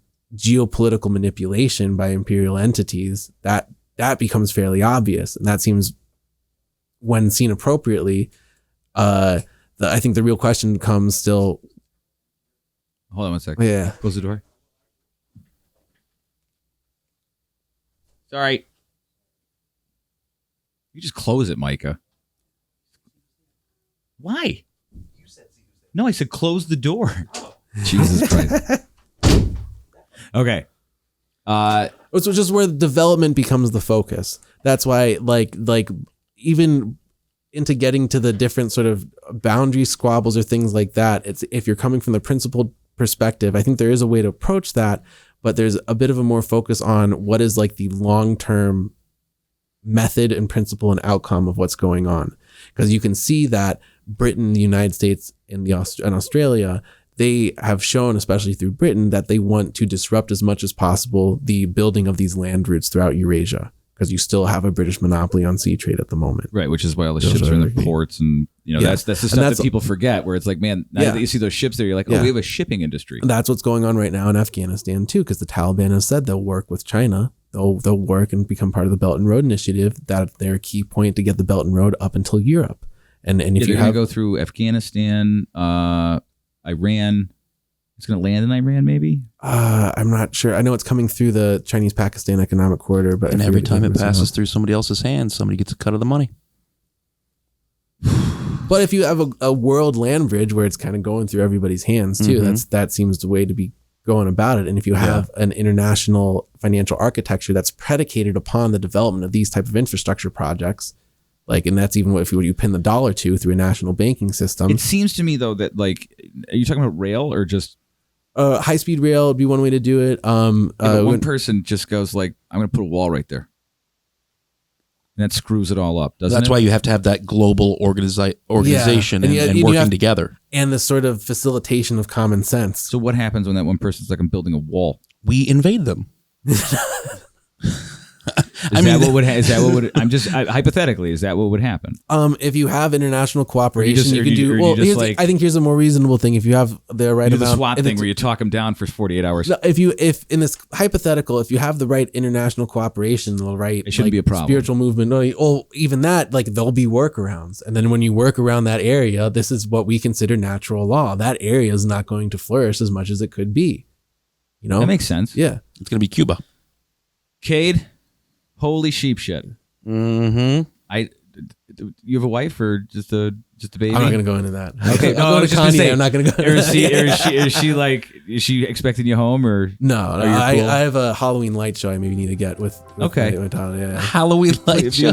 Are you playing us out? Yeah. Thank you, Mark. You do the honors. Well, first of all, I want to say thank you so much. I did not understand any of this. I'm happy that this confluence of events happened. So that we can, I'm going to turn it off. I'm going to start talking to more people on the streets. Is that Star Trek? Yeah. What is that? I don't want to spoil it. Oh, Jesus. So I want to say thank you so much. Can you give me where to find this your organization? Because I had the wrong website. Yeah, if right now the site's thelarouche.org. Right. We've got the LaRouche Organization is what we're called. If you also go to, I think it's, LaRouchePub.com has a lot of our back articles there if you want to research more. That's the other side I had up here.